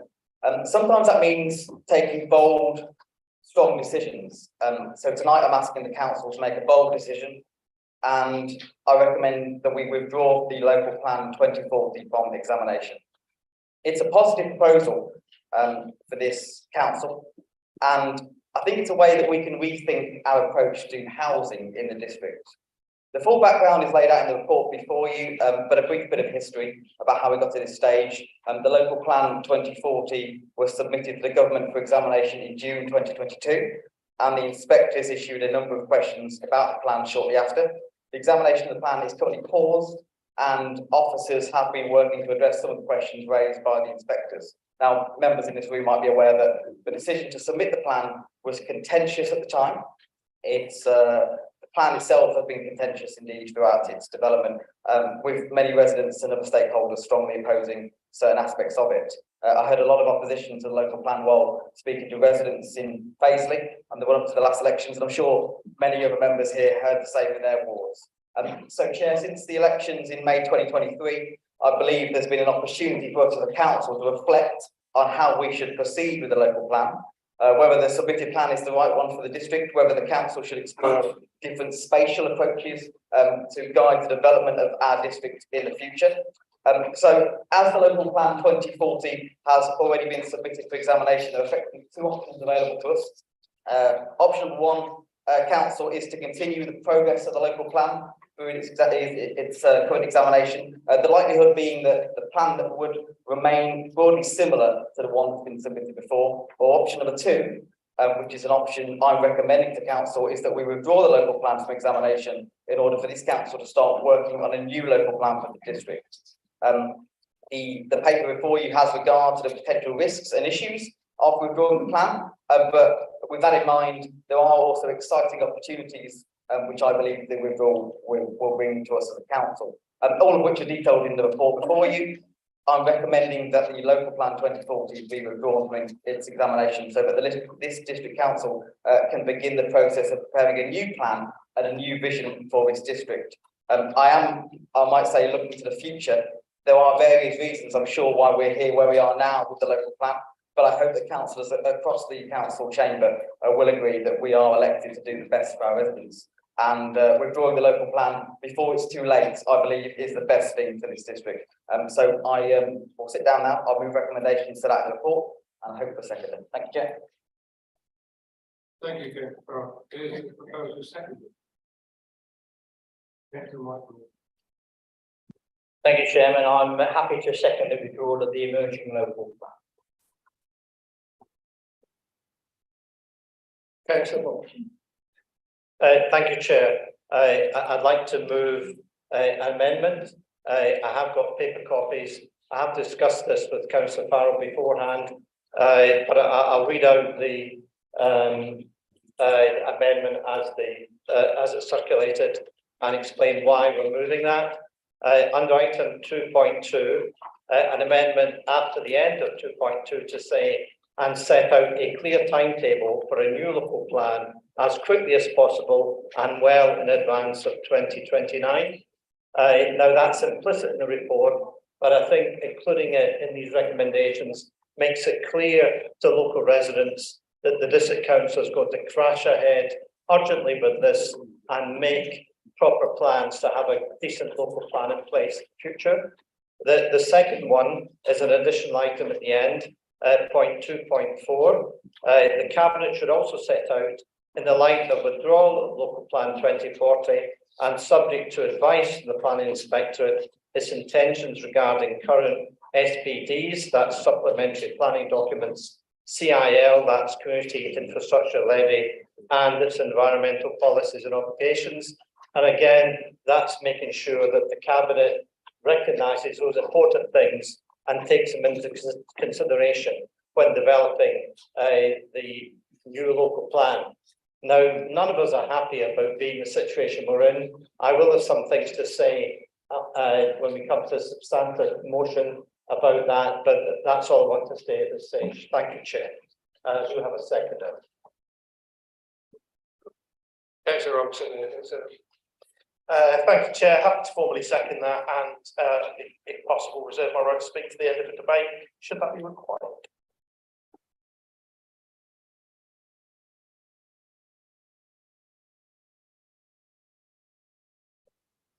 Councillor Farrell.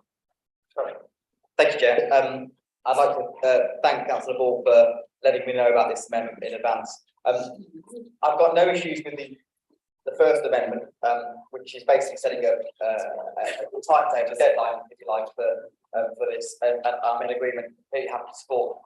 The second one, my only issue with your second amendment is that it is actually currently happening. So you're basically asking for, you know, SPDs and SIL charging schedule, and the environmental policies and obligations that we have at the council, that they will remain in place until we withdraw, until they are withdrawn or replaced by the district council.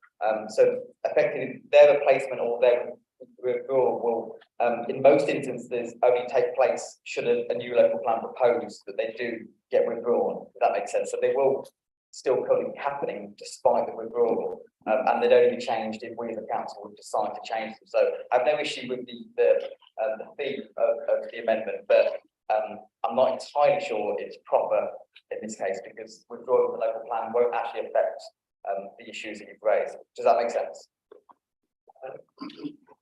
But thank you, Chair, for being able to speak. I think it simply makes it clear that will be continuing. It may be implicit in the report, but I think including it as an amendment makes it clear that that is the situation.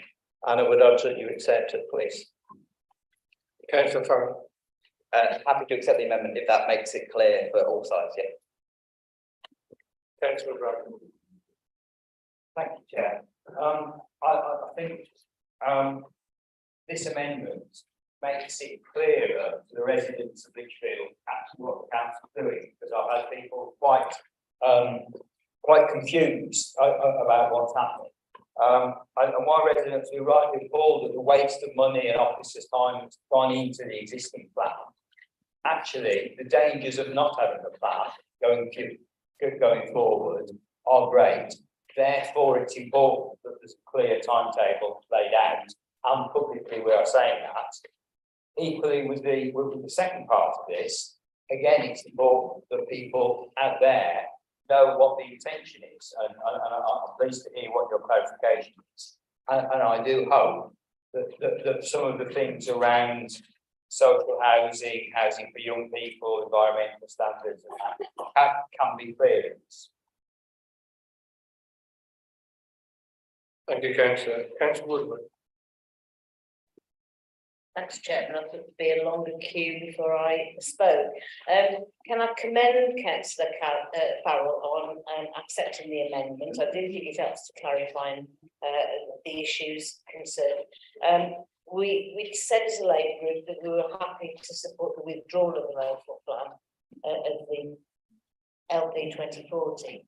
And that was a sort of no-brainer really, because it's a flawed local plan. So even though there are lots of risks and so on associated, why on earth would we continue when the opportunity was there to withdraw the local plan and start again?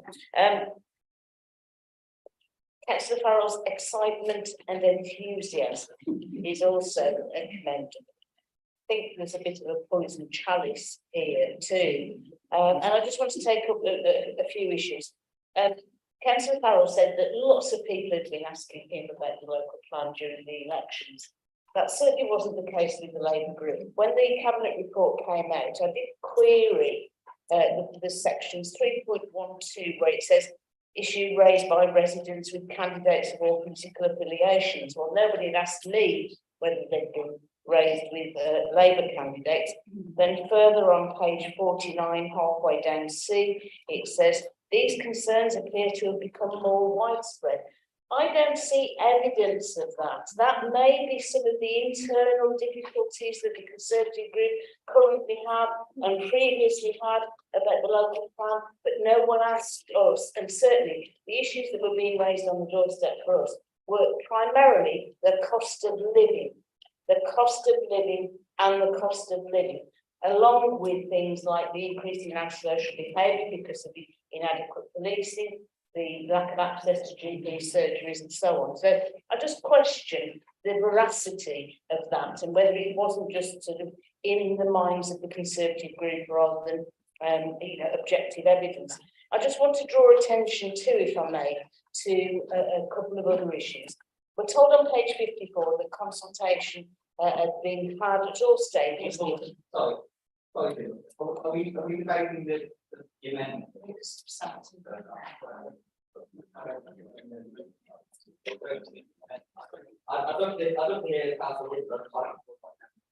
Sorry, councillor Farrell, we have to do that.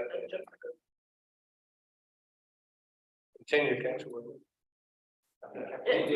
Yeah, I agree with Councillor Farrell. I'll come back at a later stage.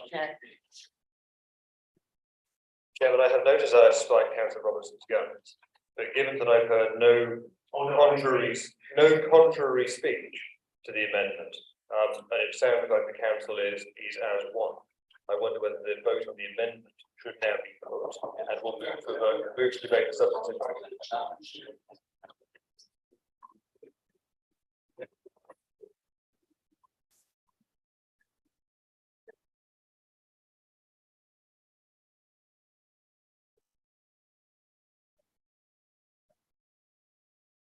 Okay, that's fine.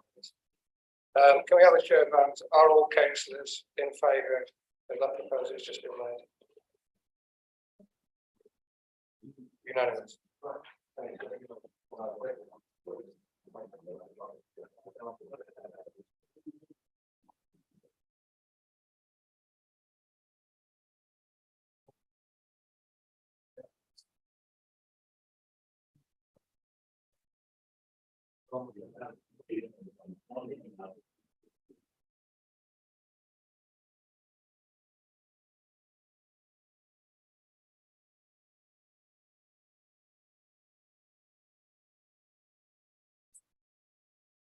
Councillor Ennis, you wish to speak? Councillor Wood, there we go.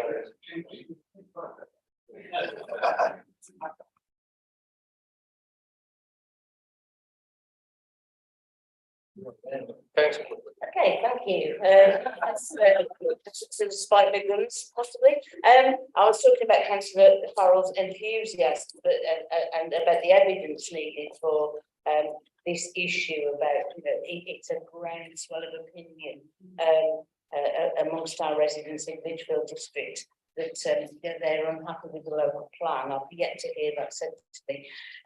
On page 54, it refers to consultation, and it says that at all stages, LP 2040 was presented to Obion scrutiny. I suspect at that point, Chair, it was the Economic Growth and Development Committee chaired by, in fact, Councillor Cox.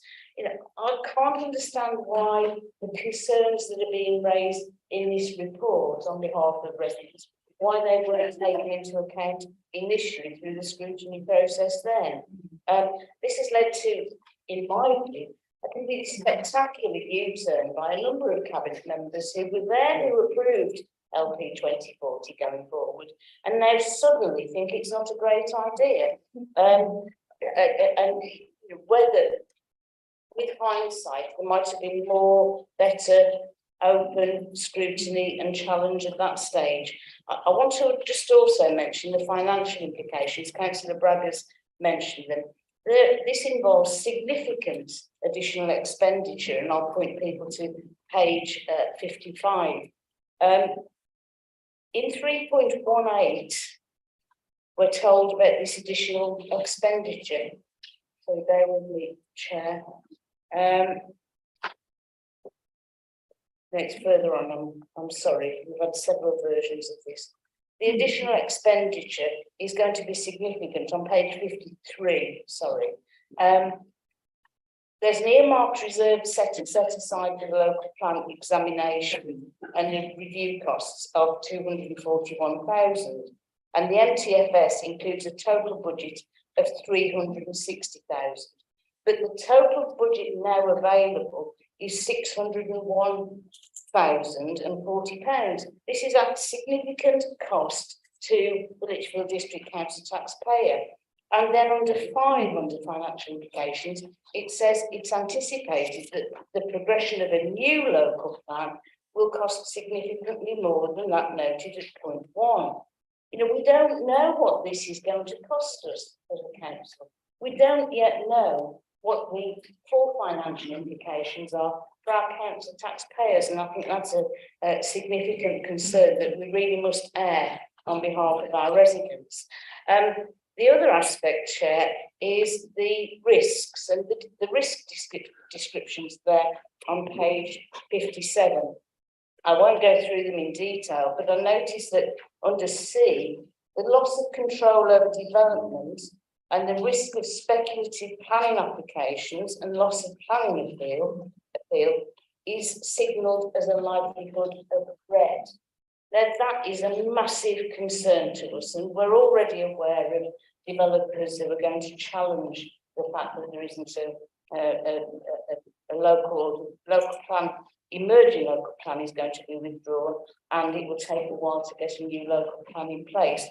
So if Councillor Farrell could please address, you know, the evidence base for his assertion that, you know, this was an issue on the lips of all of our residents when it wasn't, certainly to our Labour Group members. On the financial implications, is this not just a bit of an open checkbook that we're going to have to pick the tab up for quite some time?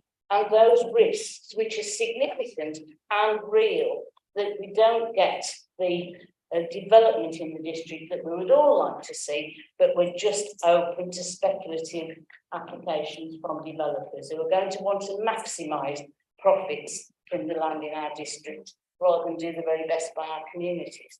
Thanks, Chair. Thank you, Councillor. Councillor Hill. Quickly, I'd like to say that, you know, maybe that wasn't the case in your particular area, but I can assure you that as a councillor, I represent both, in fact, all colours, all political persuasions. And it was certainly my experience going through in May, just prior to, that many people were objecting to the local plan and the implications that would have. It wasn't absolutely, I would say, top of the agenda. Excuse me. I think one of the big reasons was that the fact that the building of 800 houses, potentially, near to Tamworth was going to overload Tamworth. And it was going to put a great burden upon them, and also problems on the roads, schools, etc., etc. So it was a big, big issue. So while I respectfully think that, you know, you haven't actually heard anything yourself, it certainly was very made with Paisley, Milo, and Vauxhall. Thank you, Councillor Ray. Thank you, Chair. This is obviously a very important and difficult decision for this council. And before I shall consider sort of the specific issues, I just want to say we need to consider why are we here tonight considering this decision. We're considering a decision that's going to cause a lot of disruption to the planning strategy of this council, and has been highlighted, it's going to take an enormous amount of time and cost, which this council will bear and our residents are going to have to bear. And to be frank, the reason for that is mismanagement due to disunity of the Conservative group under the previous administration. I've heard comments, and it's just been spoken to, about widespread public dissatisfaction with the emerging plan. I also don't agree with that. That wasn't raised on the doorstep when I was campaigning.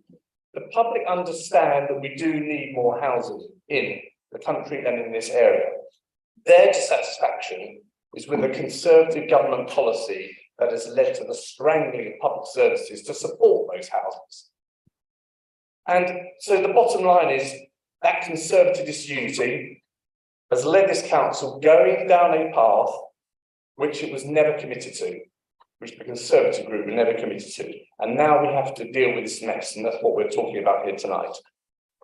And so in dealing with that, my main concern, and I put to Councillor Farrell, is that I hope this plan to withdraw has been fully considered and is just not a knee-jerk decision and reaction to what happened in May. The downside of this council is enormous, and there are a number of serious risks which are highlighted in the report, but I will just summarise them. The cost of withdrawing and going through a fresh consultation. Secondly, as a group, we understand and can see the argument that withdrawing the emerging plan instead considering a new plan with a new large settlement will give us more control as a planning authority when stipulating schools, surgeries, affordable social housing, road, rail connections and infrastructure and the like. And as I said, residents, in my view, are not generally against the housing, they're against the lack of infrastructure. But this motion to withdraw is dependent upon that core proposal of a new settlement with more stringent infrastructure requirements being acceptable to the inspector. Then there are the risks of judicial review brought by developers with interest in the SDAs that are in the current emerging plan that may be withdrawn tonight. Fourthly, there is the risk relating to the 5-year housing supply. We have 9 years now, according to the reports, and if the local plan, the new local plan process leads to delay and we fall below 5 years, we lose control of our planning process as an authority, and developers can apply for planning permission unconstrained by the policies we would otherwise have had in a local plan. It's a serious risk. And fifthly, the other risk is we have some other very big projects in this district which we need to deliver: the Birmingham roadside, the cinema, the leisure centre, and they will involve a significant amount of resource and officer time by this council. And so if at the same time we're going through a full local plan consultation, my concern is that will soak up an enormous amount of resource of this council and put those risks and the timing of those projects at risk. And the pace and delivery of those is an absolute priority for our residents, as they made clear in May. So when we come to vote as a group, we will give serious consideration to the potential for improved infrastructure. That is an important consideration because residents, that's important to our residents. We do hear that. But before we come to that vote, I'd ask Councillor Farrell, I know the papers have included various statements and assurances, But I'd like you to publicly say in this chamber, respond to 3 points, please. Firstly, the point I made about resource. The risk that the resource we are going to have to commit to a new local plan consultation, that it will not negatively impact on those major products that this council has to deliver. Secondly, his view on the risks that as we go through this new consultation process for a new local plan, that we fall below 5 years housing supply, and the downside that would present to this council. And the third point is, as I've said, core to the motion to withdraw is the concept of a new settlement. What confidence does he have that the inspector would approve such a new settlement? Thank you.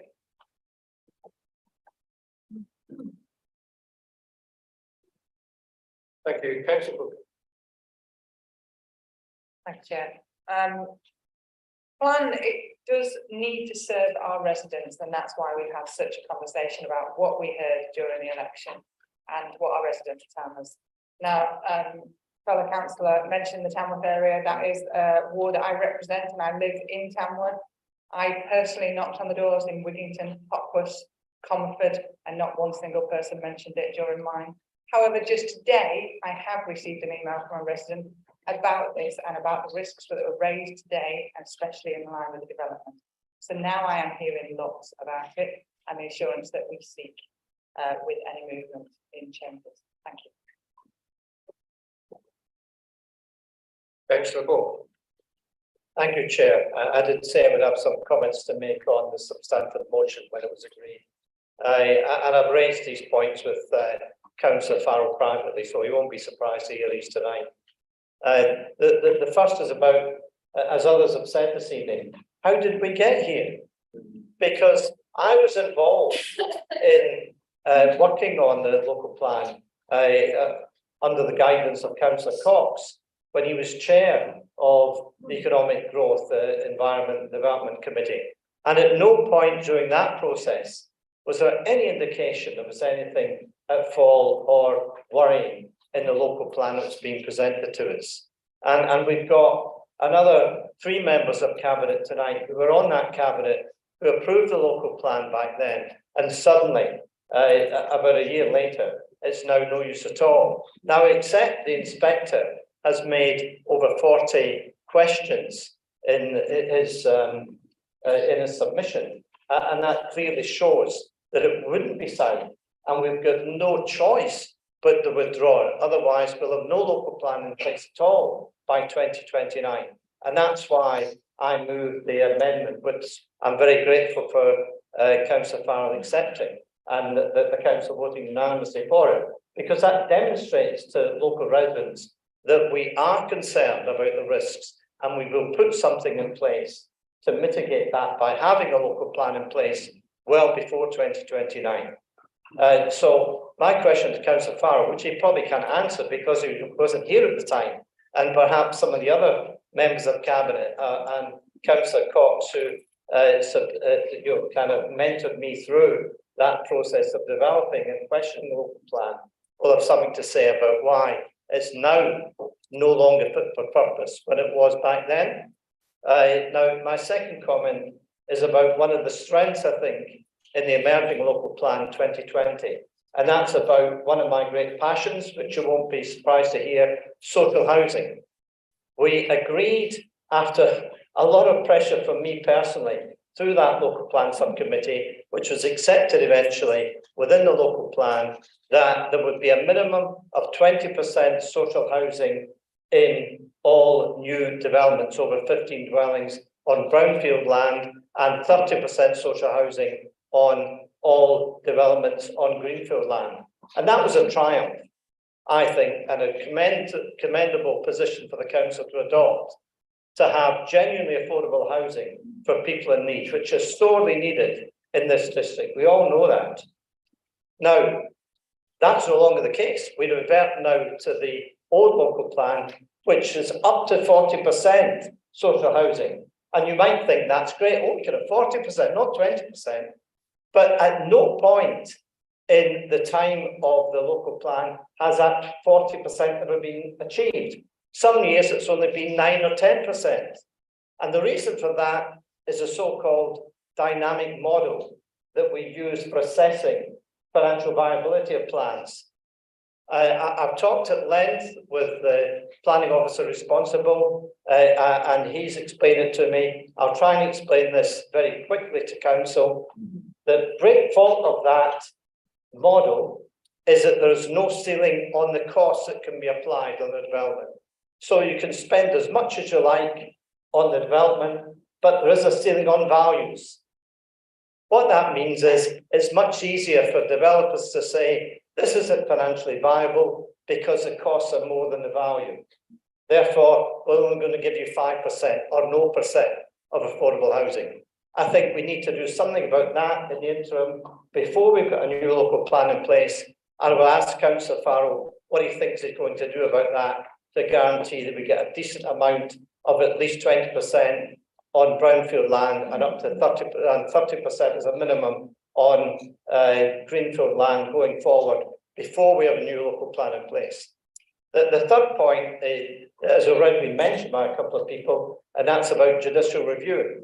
It's mentioned in the risks hidden away at the back of the report, but it's not in the body of the report.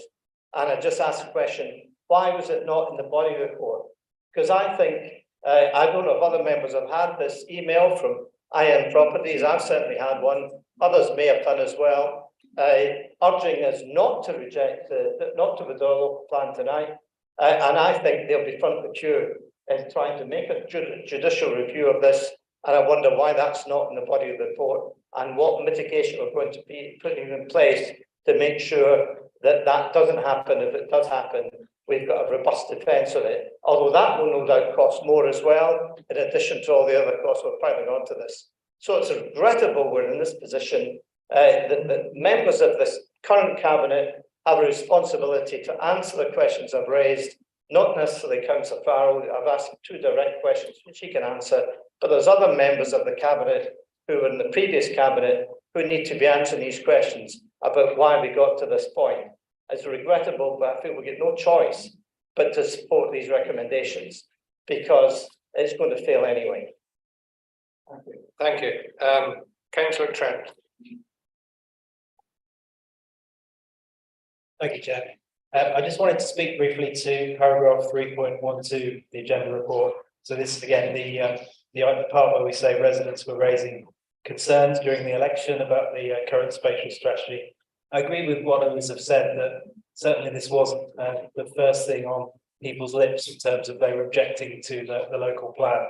They certainly didn't use the words spatial strategy with me. But I would say that the theme of there being inadequate infrastructure for housing development is certainly not a new thing. And I would suggest it's been deeply unpopular with many residents for a lot longer than May this year.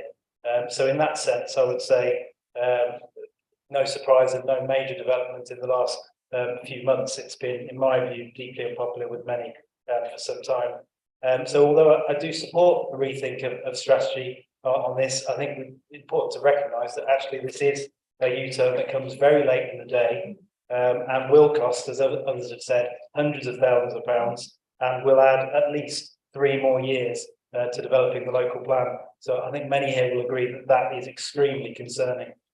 Thank you very much, Chair. Councillor Norman. Have we got Councillor Ennis on the list, Chair? Put it down early on. But, 3.32, yes, all this about being raised in the elections. I certainly didn't come across that at all. I can understand what is raised in Paisley, of course, the 800 houses there. And of course, the previous councillors there didn't even bother to put a submission on the consultation. They don't speak about it at the council meetings until it was too late. So of course it was easy to get through in Paisley. No problems in Burnwood. We speak up for Burnwood as local members, and we didn't have the issue with the local plan. As far as we're concerned, looking at it quite selfishly. The trouble is, though, when the inspector's got 40 questions for you on their report in August, you've got some problems there. You've got to get them sorted out. And there are risks, and Councillor Ray's pointed out some risks on the resources of that, which certainly needs to be answered this evening. But there are risks, but then again, on the balance, it's my view that it does need to be withdrawn and actually make some progress there. But this is the first time it's happened here, Chair. People don't realise that the first time the local plan was produced, and it was produced quickly. We wanted to be the first council on the Conservative leadership at the time to have a local plan. Had to be withdrawn. I think it was on £1,000 cost at the time. It doesn't sound very much compared to the figures I've heard this evening. So this is the first time the local plan has been withdrawn. In fact, we were the first to withdraw the local plan. I think the first local plan in the country. It did used to get into quite a few national planning papers and that. Obviously, what we need to do now then is to look at village. When I suggest that we look at Oribus again, as it did previously, as being an ideal place for that extra place where we need the housing. I've got no other answers if you don't think of that. Thank you. Councillor Braga. Thank you, Chair. I do find this issue quite difficult as a new councillor a few months. Sorry. Continue. But I know, and being a new councillor, having read nearly 200 pages of the draft plan and inspector's letter and so on, but I think coming back to thinking about what the residents in my ward would want, there isn't. There's a lot of talk about affordable housing, not so much about social housing. There isn't, as far as I could see, specifically saying, well, actually, housing for young people is needed in the area. The environmental things aren't strong enough, so I can see that actually, just as a layperson, it isn't fit for the residents. The inspector letter clearly shows there are problems. So it's a very difficult issue, but I think we as a council, if we're drawing this, need to sell it to the residents to explain why we spent all that money and actually what positive is going to come out of having a new plan. Thank you. Councillor Benny. Yes, well, I do admit that this is there's a mixed blessing with withdrawing it. I mean, obviously there are advantages and disadvantages, and the advantage, one of the main advantages, I think, is that there's so many different people on the council now that it gives an opportunity for actually ownership of the plan, which for a lot of new councillors. But there's a lot of disadvantages as well, and Sue Woodward's mentioned the cost, and Councillor Ray here has mentioned the issues about risks of developers taking action against the council on the areas that are being removed from housing. But from my own point of view, for the villages that are in the east of the district that are not in the green belt, if you're removing all of this housing from the edge of Lichfield and from Paisley, the implication is that it has to go into the villages or as a new settlement that are actually north of the urban areas, which are in those parishes that are not in the green belt. And I think if we're not very careful, this could end up with a situation which is far less sustainable than the one we have in the emerging plan. Now, all three of the parishes in my ward have discussed this proposal, and all three of them have come out very, very, very strongly against withdrawing the plan, because they feel that they, for one thing, they've put in a lot of effort in the consultation period for the emerging plan, and secondly, we are constantly under pressure with developer proposals north of Tamworth, despite the fact that 2 plans ago the area was the limit was put on about 600 houses north of Tamworth because of road problems. There is only one road that crosses the railway bridge into the town centre. And it was deemed full 20 years ago. Now that 600 houses has now been exceeded with the Arkle Farm development, which is north of Tamworth, which is actually in Widdington Hopworth parish, not in Tamworth Borough. So we've already gone over that. So the questions then become, where are you going to put all this housing if it's not going to be all of us alongside the railway? Because in my view, the only way you're going to put this number of houses in a rural area north of the urban areas we have is if you actually put them on a railway, which can actually deliver a railway station for it. Certainly the roads going into Tamworth can't take any more. And that was even that was decided 20 years ago, and they have not been improved. They did look at the possibility of building new roads that time, but they were exorbitantly expensive to try and get people to be able to drive through to the M42. It just wasn't practicable. So my question is, have you really thought about what is going to happen in terms of developer proposals? Are we actually saying that it's going to be alongside the railway north of Lichfield, either Fradley or we were around that area? Excuse me, Councillor. Yeah. We're not debating. No, we are. The future, no, we're not debating. Well, we are really.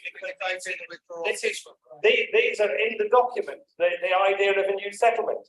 Now, and the areas that are not greenbelt are very, very limited.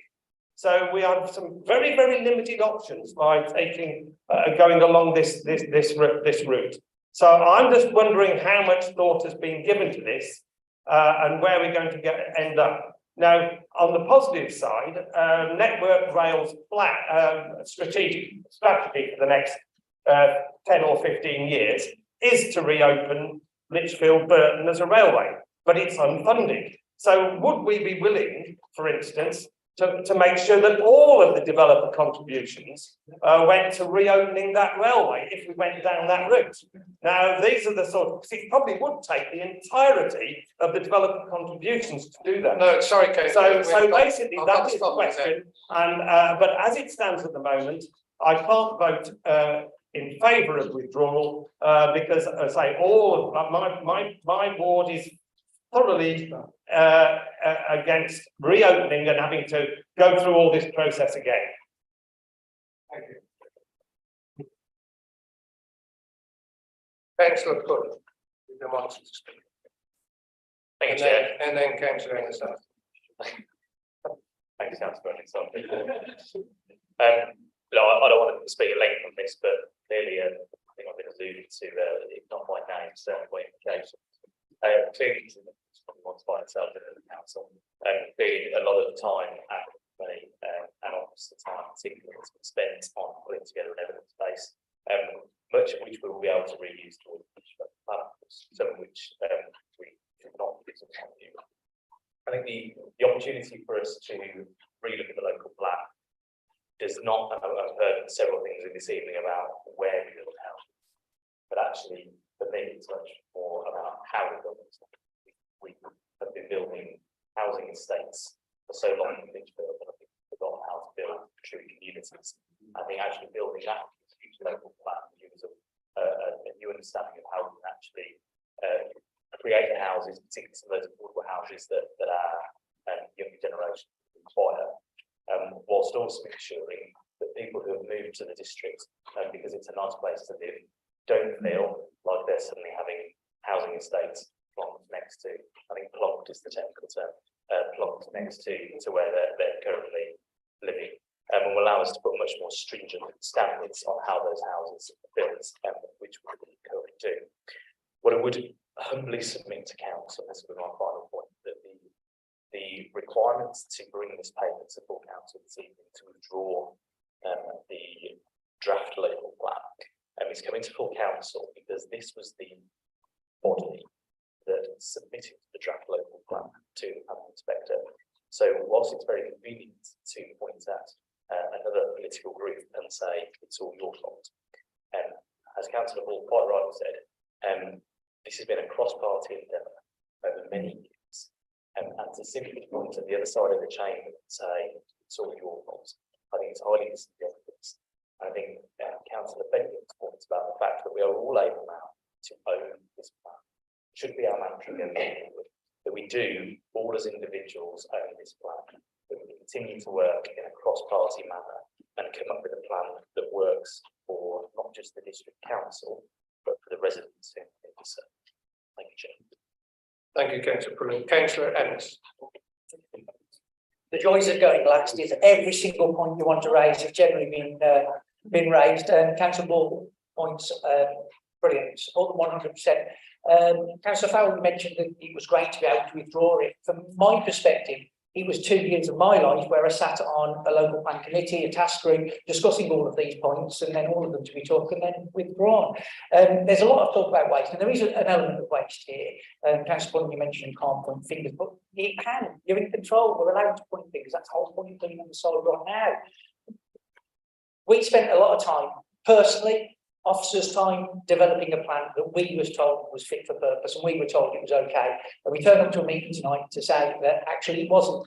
We sat in those meetings and there was never any point, there was any contentious point over that said that actually it was a negative thing what we were discussing. They were very productive meetings, and I'm glad that some of that evidence base will be used, but some of that evidence base now will be out of date, and it's got to be done again at more cost.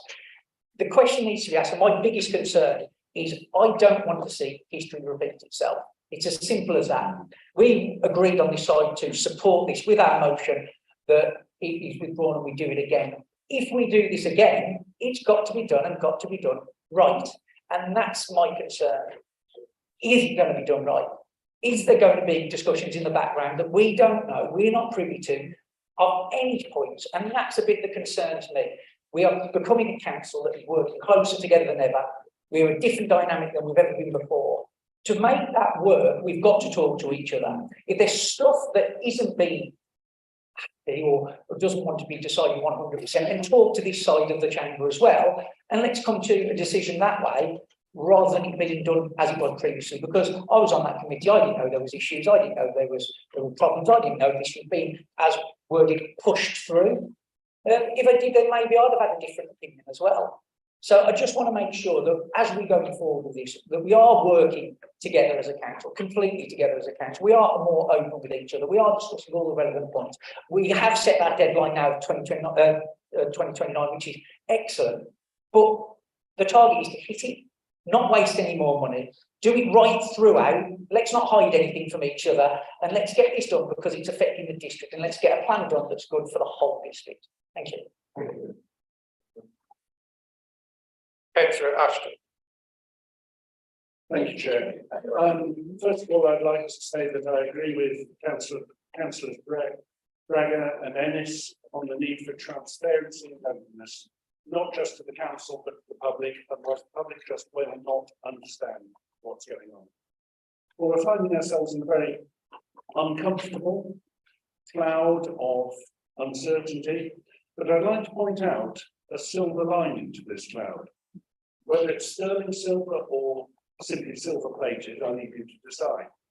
But the point is that after the next general election, it doesn't matter who wins, planning fundamentals are going to change.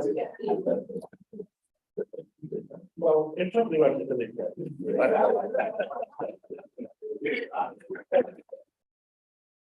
but planning fundamentals are going to change at a national level.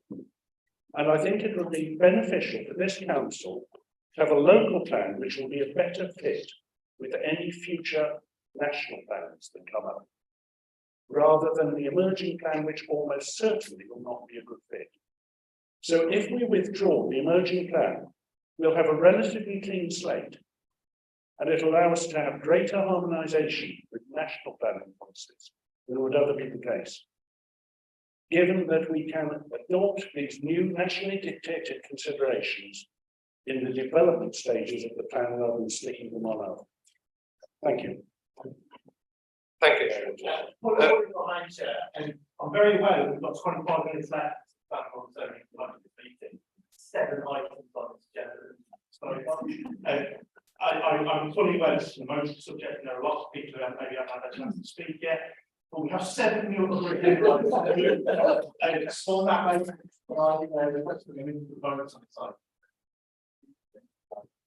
Thank you, councillor. I very much like to. That's all.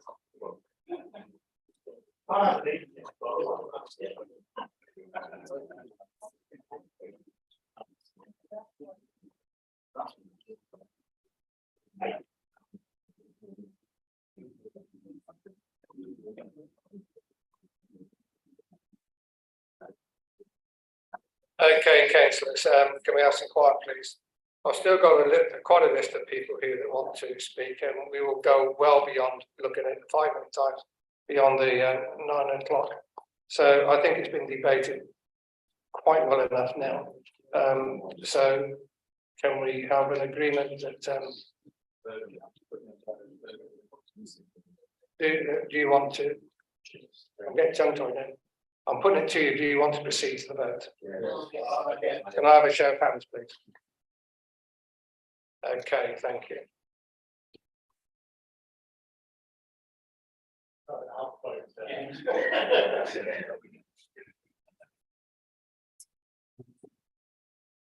Right, can we take a vote on the substantive motion, please? All those in favour?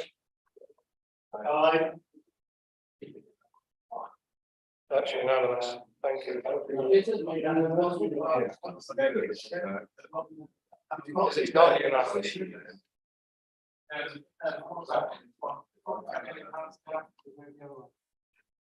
Those in favour? Those against?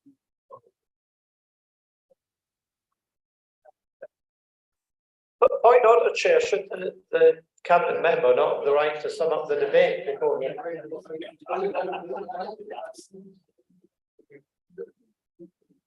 I mean, I can record it on YouTube later. I've got a lot.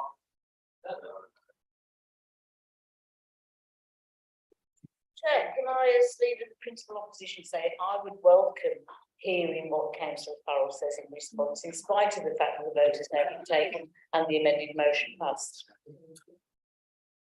Would everybody else like to hear? Yes, okay.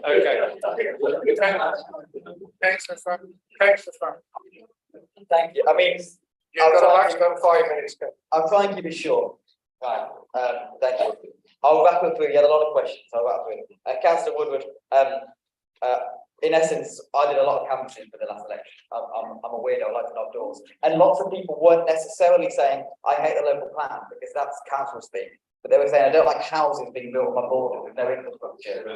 I don't like, communities being damaged by people arriving and there's no schools for them, there's no dentists, there's no doctors, there's no roads. We're waiting in traffic jams all the time. So that in essence was what I was hearing in the doorsteps. And I think lots of my fellow councillors were hearing the same thing as well. The expenditure you mentioned, a lot of people mentioned expenditure. A lot of the work that was done before, as Councillor Pullen said, wasn't wasted. Councillor Ennings, thank you for your work on that committee as well. I'm sure the good bits will all be kept and the bad bits will be binned. So thank you. But we do need to make a bold decision as a council, and sometimes we need to spend a bit of money, have some short-term pain for some long-term gain. And I think this is an example of that. There are risks. Anybody can put a planning application forward for anywhere in this district, and it could be refused or accepted based on whether it's in the local plan or not. As we all saw with Waterloo Lane, when the Secretary of State overturned that, anything can happen. So, there are always risks, and a local plan can't always mitigate against those risks. Councillor Ray, this cabinet has never been more united, I think, on the fact that we need a bold local plan. We need more infrastructure, as I've said. The government has sent us a letter this week, Rachel McLean, the housing minister, saying they are very happy with us to withdraw the local plan, and they think it's the right thing to do. So I agree with them. There's your 3 questions, Councillor Ray. No, there's no impact on major projects. They'll still go ahead. No resource implications will be taken aside. We have a 9.5-year supply of housing. There is no current risk at all to our 5-year supply. And yes, I have every confidence a new settlement would be approved. Thank you. Councillor Ball, thank you very much for your questions. How did we get here? Well, government policy changes. So that's in many ways how we got here. It wasn't about our decisions. It was the policy loosened and made this possible. 2029 is a bit of a moot point actually in terms of the date. I'd like it to be sooner than that, but that's the stop date. I'm going to be instructing officers to get on with this as soon as possible. So I think that's really important for us. And in many ways, it's a moot point because the government want plans to be reviewed at least every 5 years anyway. So we'll be doing that and possibly sooner if reforms that are being consulted on now take place next year. So we'll be always reviewing this local plan, and that's important to do. So we could be here in 5 years' time reviewing it again, because that's what we should do as a good council. Always be checking our homework. Social housing, I agree, we should have social housing in the new settlement. I'm surprised we haven't heard the phrase the grey belt from the opposition, because we heard that like we've had with brownfields, greenfields, green belt, but I hate keeping this grey belt at the moment. So whatever that is, and I'm sure the opposition will probably like to make comment on the leader of the Labour Party saying he'd like to ignore planning applications and concrete over green belt. I'm not in favour of that. He effectively said it, Councillor. Yeah. And in terms of a judicial review, we do have robust defences, so I've got no issues about that. Thank you, Councillor Trent. Spatial strategy doesn't roll off my tongue. No, I agree. But as I said earlier, people are talking about different things. They're talking about they don't want housing dumped on their doorsteps, effectively. So, I think a new approach, a new spatial approach, i.e. a new settlement is an important thing. I haven't earmarked where a new settlement is going to be because, of course, we're not at that stage. And to go to Councillor Benyon's point earlier as well, we're not here to make policy today. We're here to either vote to withdraw a local plan or not. Policy will come at a later date, and I'm sure it'll be scrutinised a lot. Not anymore. Keep going, John. You're pleased to hear Councillor Norman. The faith is very well represented by two great local councillors. I don't have it on there. Yeah, if I don't say so myself. We've been hearing this on the doorsteps a lot, that we just need better infrastructure. Councillor Braga, I agree, we need to sell the positivity of this. It's really important. Our residents want to know what we're doing and the positive effects it's going to have on them. And Councillor Pullen, thank you very much, reminding us that we are here to represent our residents, not to represent anyone else. So we're doing the right things for our residents. Thank you, Councillor Ennis. A reminder. Sorry. A reminder, as I said earlier, that the deadline of 2029 is not the deadline I want to reach. I want to get this done in a couple of years. Councillor Ashton, just to be clear with the public, I agree with you, we need to be clear with the public.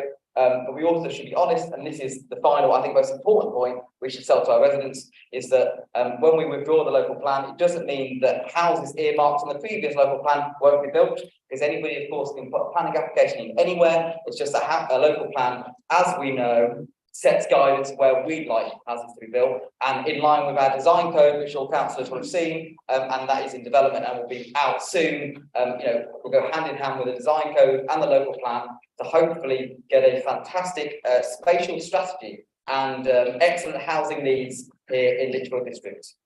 Is that all of them? Thank you. Just as a point of information, Chair, Yes, just in case Councillor Fowler misconstrued the contents of the letter from Minister McLean, which I received yesterday.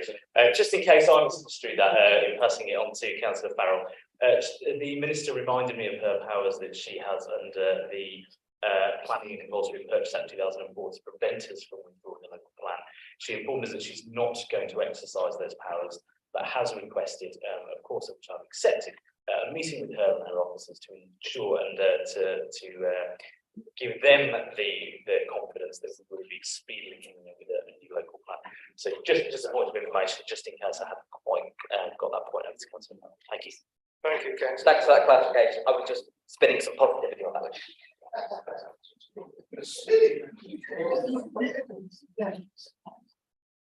Okay, we had a vote on those in favour, so can we now have a vote on those against, please? Can we have a show of hands against? And thank you. Can we have a vote of any abstentions? Okay, it's carried. 14 minutes, 7 items. In fact, Chair, Chair, could I move that we suspend standing orders perhaps to take us past 9 o'clock? It's never all suspended standing orders. Councillor. Mark Murphy will point out the particular standing order you'd like to suspend, otherwise I'll take no notice of the chair.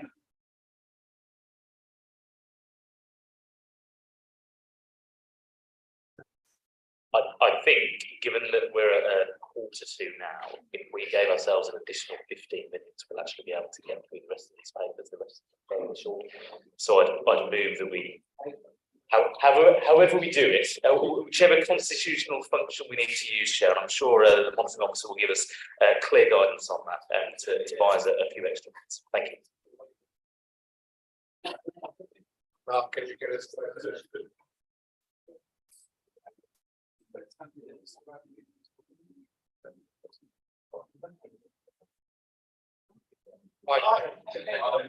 Can you vote in favour for it to continue?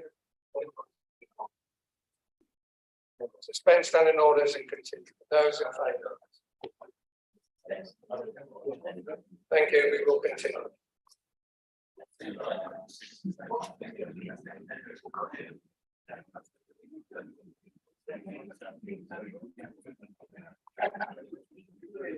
Okay.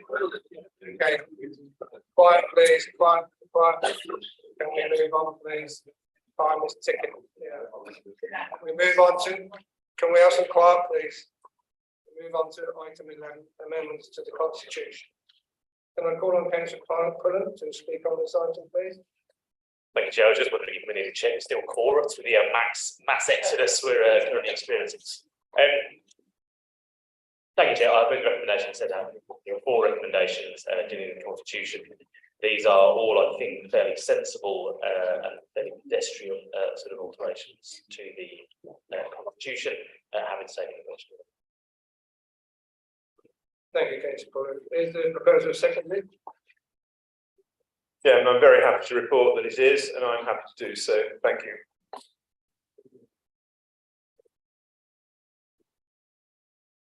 Councillor Robinson. Thank you, Chair. I'm aware of time, so I'm very brief on this. I think we do need to move an amendment. It's a very small one, but a very powerful one, a very important one. The changes are absolutely correct, but in particular in the setting up of a member standards committee. The proposal in documentation suggests that the member standards committee will have 9 members, and that's too few. So if we end up in a situation where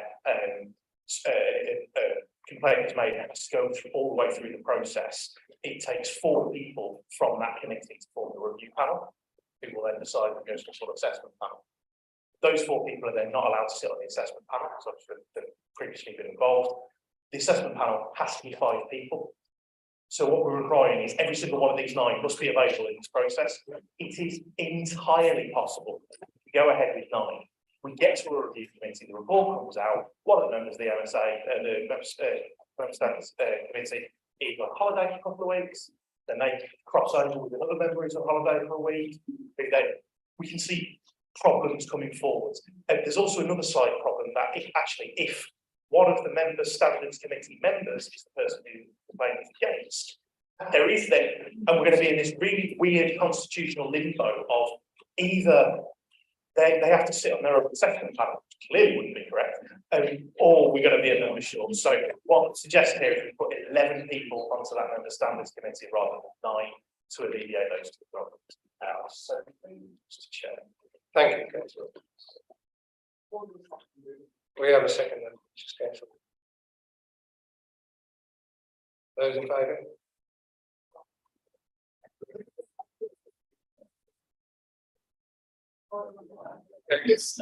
Those against? And those abstaining? Thank you.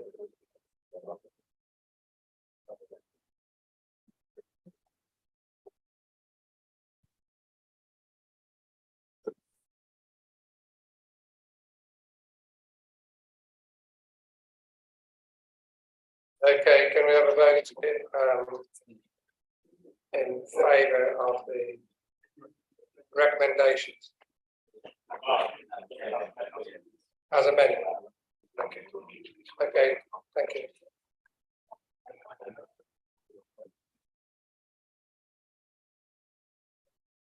Okay, that's carried. Moving on to item 12. Political Balance and Appointments Committee. Can I call on Councillor Cullen to speak on this item, please? Thank you, Chair. I'm glad that you were able to call me for this item, but you may have had something to do with the I move the recommendations set out in the report, Chair. Yeah. Thank you, Councillor Cullen. Is the proposal seconded? Yes, Chair, I'm happy to second the proposal.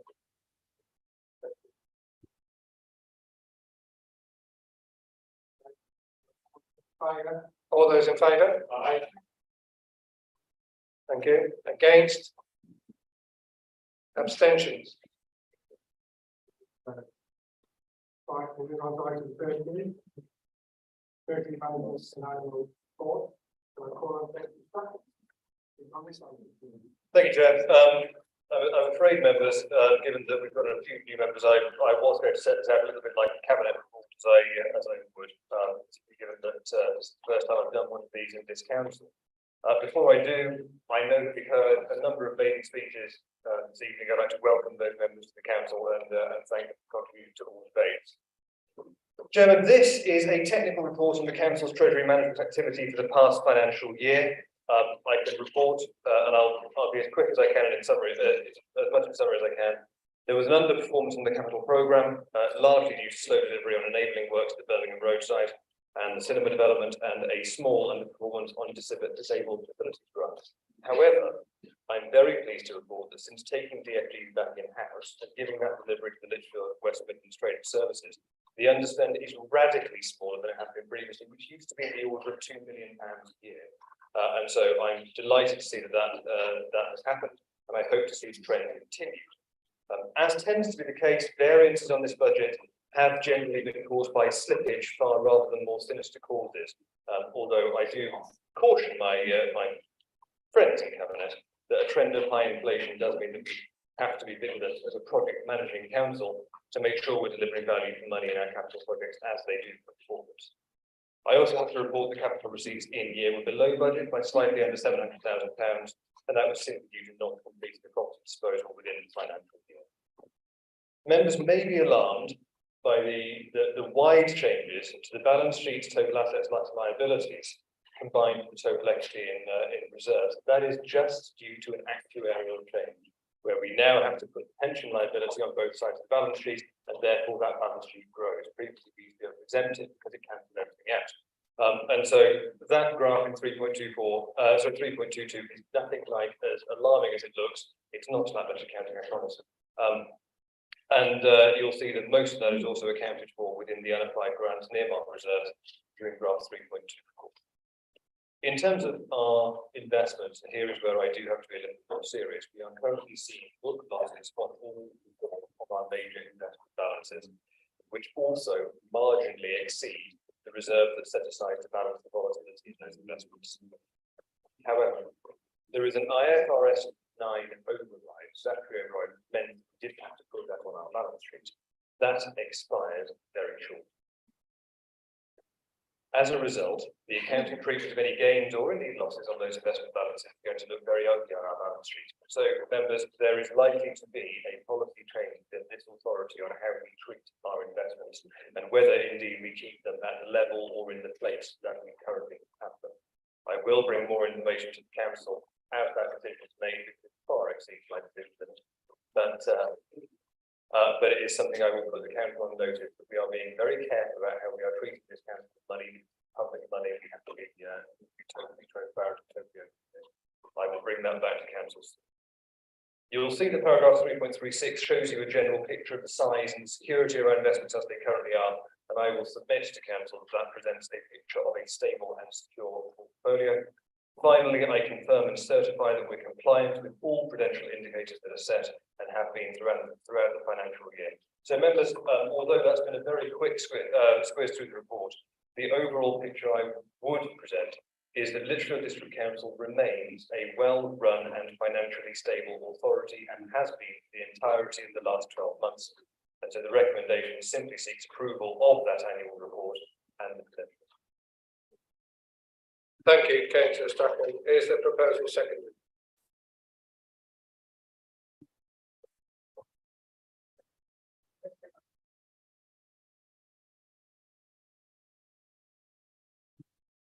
Seconded by,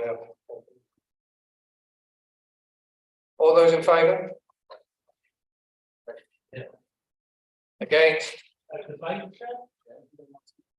We didn't have a hand, did we? No.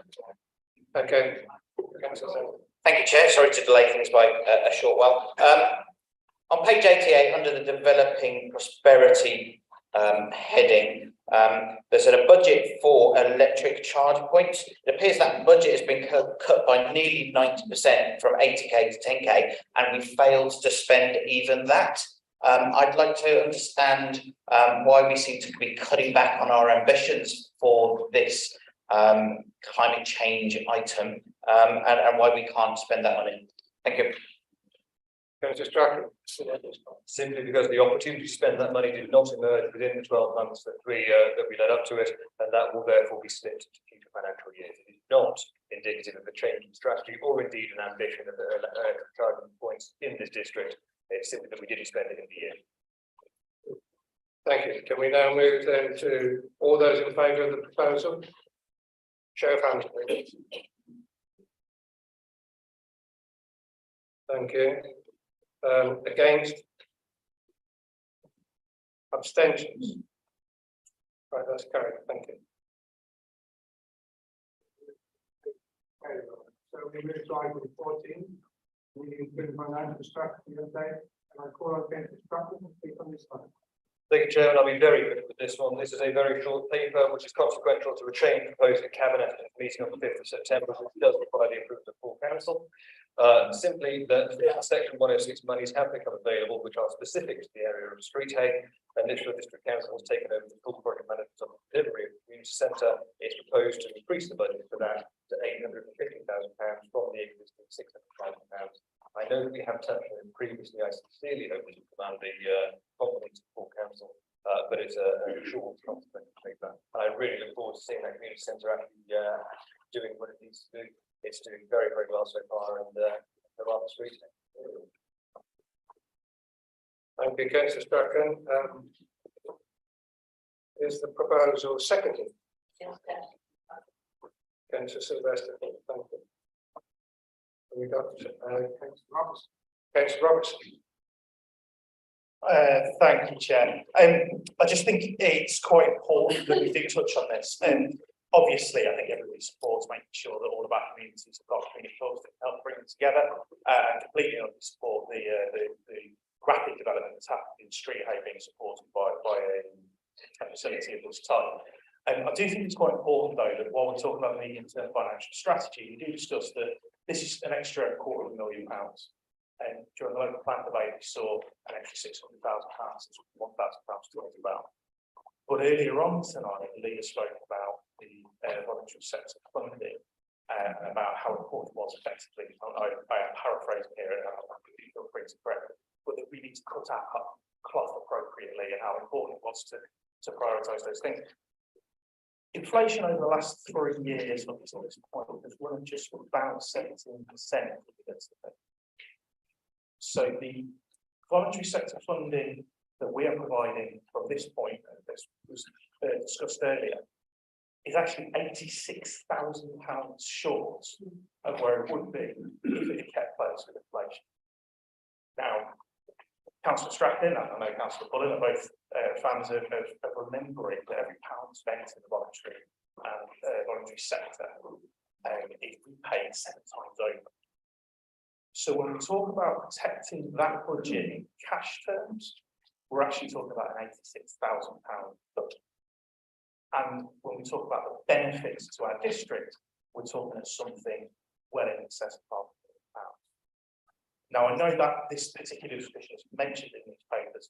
The point that I'm trying to drive at here is there was an excellent opportunity while we were discussing the medium-term financial strategy anyway, to potentially look into what we could do to inflation protecting that vital funding that we provide for our voluntary and charity sector, and what a missed opportunity it is to make sure that we are supporting those groups. We are making that investment in the people who we are here to represent, and making sure that I hoped that we would have been able to make that investment.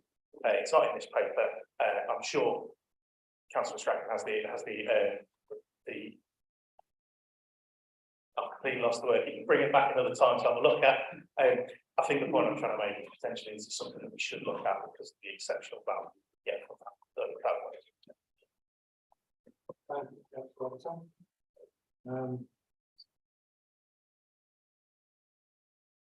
Okay, sorry. Councillor, we've had a fix, round the time there, so I'll have to. There we go. Yes, it's not on the table with this, because this is a very focused and highly used paper. However, there is, as Councillor Robertson has, I'm sure, noticed, an emergent medium-term plan strategy, which is currently working its way through. I believe is next coming up in about 4 or 5 weeks' time. And at that committee, I sincerely hope you and I will have that conversation. Protecting all budgets from inflation is becoming a challenge. Top of my head, I believe that inflation hit this authority for £383,000 in the last 12 months alone. And so we are all responsible for protecting budgets, but never more so than budgets that are put into community and voluntary sectors, which, as you already touched on, are spent over. As I would have indicated, and would have actually said before Councillor Robertson, so Carlos, despite my going on the most recent date, the budget as relates to the local plan was in fact budget that we expected to spend on consultation and then expected to spend on future revisions. So that budget remains available, the emergent local plan. It is not requiring new money in that fund. That £601,000 is already there. However, we're likely to need a bit more than that over the life of the local plan. But conversations around that are something that I sincerely hope we'll be able to have. I see an indication of councillors would have actually.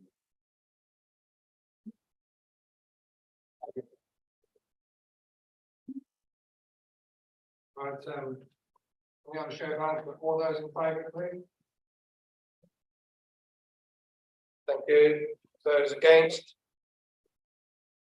And abstention. Thank you, that's carried. Now come to the question submitted by members prior to the meeting. The answers have been circulated by all of them. The members of the submitted questions are able to ask both supplementary questions. And I'll take them in order of 1 to 9.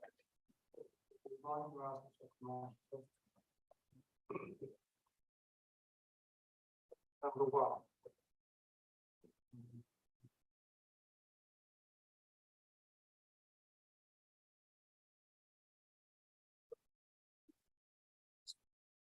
Councillor Henshaw, would you like to ask a further question? Can I keep my words to a minimum, Chair, and just reply to Councillor Billings' answer to my question?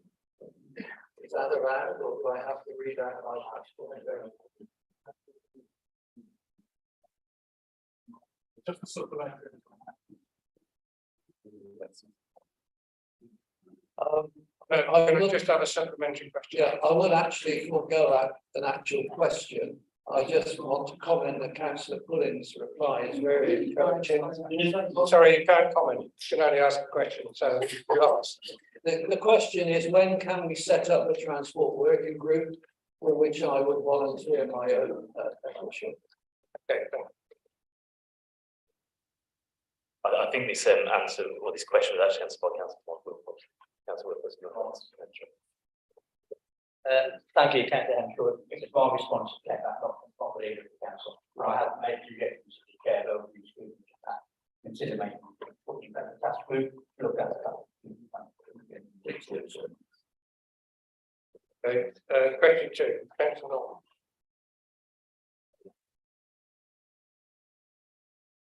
I'd like to supplement for me, Chair, the next to me, which is that a bit pedantic because our bin, rather, our blue bag is 57 litres. That's 24 litres less than the size of the bins that we're supposed to board it. I just wonder if this council might be a bit of a pushover, really. It doesn't seem to, I realise it's just transmitting information, but don't seem to have actually taken much action against these. I used to sell PVC canvas goods. Everything was made to measure and you had to get it right. So I find it very odd that we seem to be saying, oh, that's okay, you can get it right. I mean, you know, let's say somebody works in a bank and I went to them and said, I'm paying you £502.50. Can you give me a receipt for £500? No. Councillor Wilson. Mr. Chair, I think there is a question there worth answering.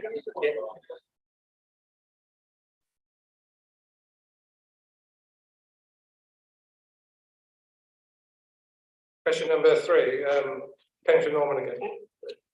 I was going to ask that question, you see, but now it's about me. In Conwy, we've got friends, they have a 70% recycling rate and they have 4 cranes. Councillor Wilcox has referred to the DEFRAs there, who obviously got the fingers out yet with this further report on recycling. I didn't actually say that, I remember where it is, that there's not going to be 7 bins. But in fact, can we just confirm that the Prime Minister himself did say he's going to stop us having to have 7 wheel bins, or did the Prime Minister not know what he's talking about? We're not going to be having 7 bins, I can assure Councillor Norman. But what we are going to do, we're going to make sure that we increase our recycling rates. Hence the fact that we've got a presentation next week on the 26th of October, which are all invited to conference there, where we will look at ways in which we can increase our recycling rate and once again be a top authority in that area. Thank you, Chair. Thank you.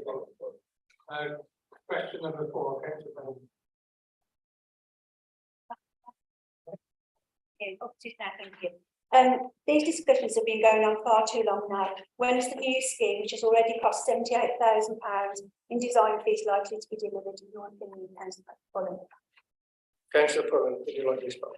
I think we've answered this question here, but in my humble opinion, this is a county council matter. It's not a district council scheme; it's a county council scheme. Where, as I said, we're working very closely with County Council and Birmingham Town Council to try and push this along. We'd all love it to see come a lot sooner, but fundamentally it's the County Council, not the District Council.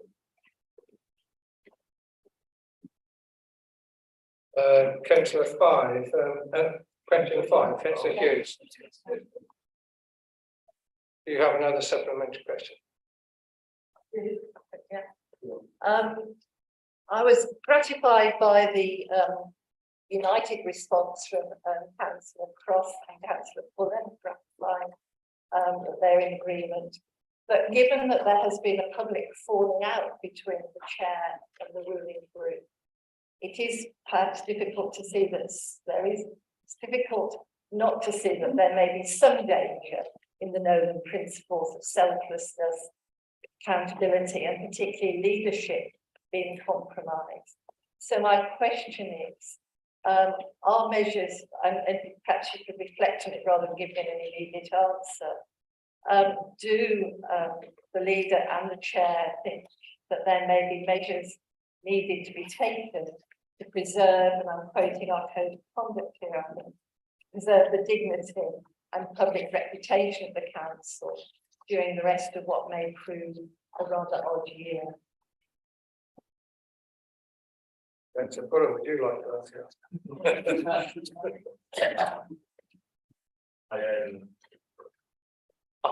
be a quite actually, being an independent chair. It's the first time it's happened in a long time. Look, the reasons have been documented in a very short way publicly.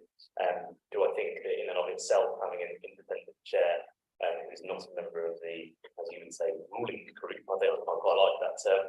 But the group or in administration, and the fact that the chair is not a member of our group, I don't think brings any of the known principles into question whatsoever. Clearly, there may be other issues, but that in and of itself certainly doesn't breach any of the known principles whatsoever. Does that answer your question?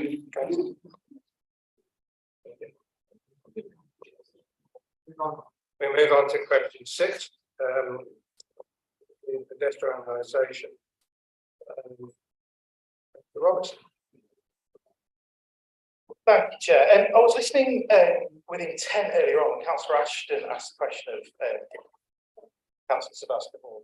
about the variable signage, and there were a lot of words, didn't quite get to the word no. And I think that's also true of what we've received here. The question asks very clearly, can you provide any assessment? And then the information that came back is, we will continue to do this, we will continue to do this, and this is where we're at. But it doesn't actually include the word, no, we can't provide that assessment. And the reason why I asked this is I asked for the data from officers a week ago, and it's not available yet. So we are not currently measuring the footfall in the city centre after the introduction of this part-time pedestrianisation trial 2.5 months ago. That's a real concern for me. And even more so, I think it's going to be a real concern for the businesses in our city centre who rely on that trade to stay in business.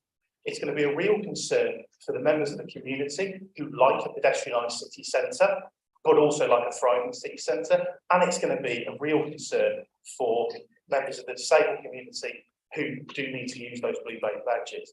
So I think the question that we need to have here is, when are we going to get a grip on this? When are we going to be able to see a data-led response? And how are we going to reassure those businesses that that will be in the case we are managing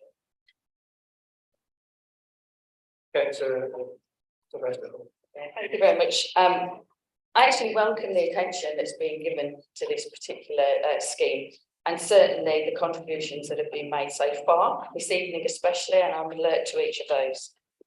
With regards to the actual revised signage, which I think is the key element to this, that's the part where we look at putting together the statutory consultation that follows. However, in the meantime, there is still that mechanism for any of the users of the city to be able to provide feedback. That feedback is being published on the LDC pedestrianisation page as well, if I could just make members aware of that. Whether that be from the original workshops, surveys, and we'll continue to do so, certainly for transparency as we go forwards as well. So there are some very personal parts to what we're trying to do, and making sure that we've got the legal elements of those absolutely certain as well, before we can make sure that when we embark on the next round of the consultation, that we're getting those meaningful replies. But I would emphasise that that ongoing ability to be able to feedback is very much still there. Thank you, Chair. thank you, Councillor. Finally, question 7. Councillor Taylor. Thank you, Chair. And I can see my time I have left is counted in seconds. So I just want to thank the leader for his response, acknowledge that transport issues like this are generally the purview of the county council, therefore we have to work with them.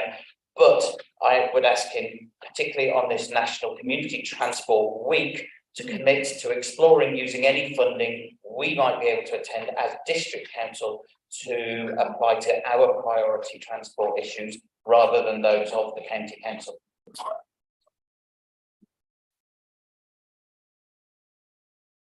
Thank you, Councillor Pullen. Did you want? Yeah, just to say that it is my absolute assurance that we do so. Thank you for making that point. Okay, we now move to item 16. Exclusion of the public and press. We now come to a confidential item of business, which requires me to read out the following.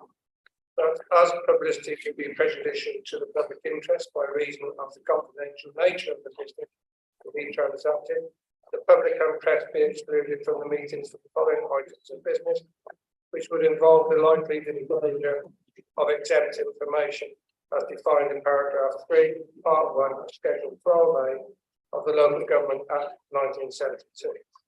That brings our live broadcast to an end. I would like to take this opportunity to thank everyone who has joined us this evening. Good night.